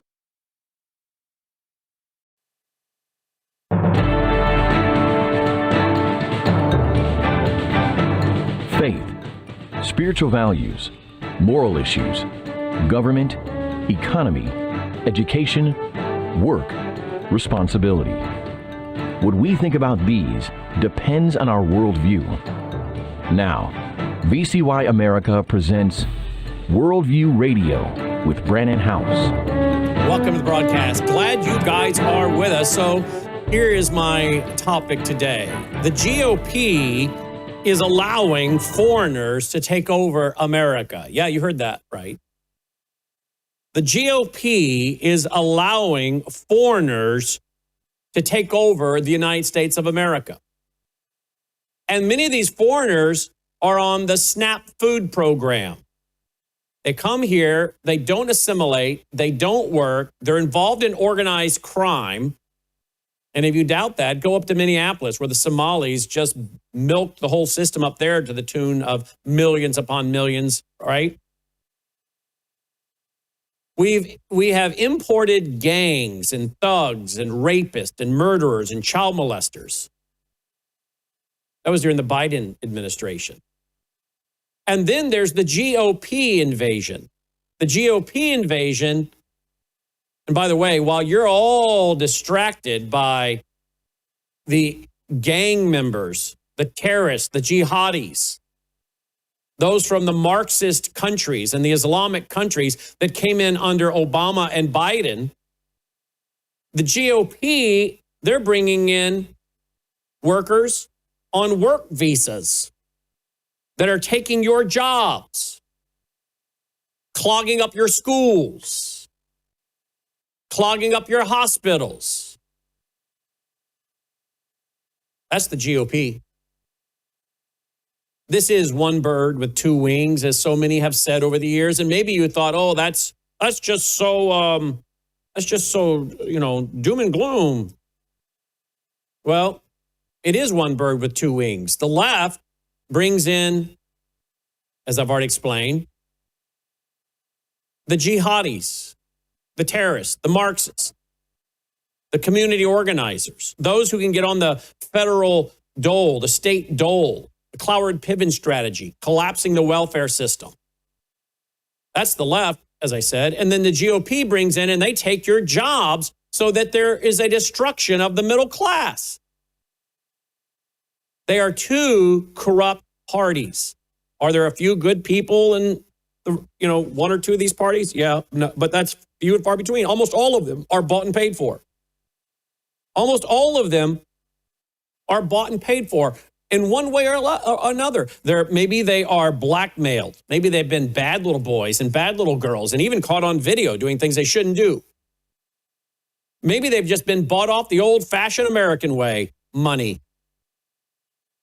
Their wife gets a really high-paying job to basically do nothing, and her husband's a congressman or a U.S. senator or a high-ranking state official. Maybe it's the other way around.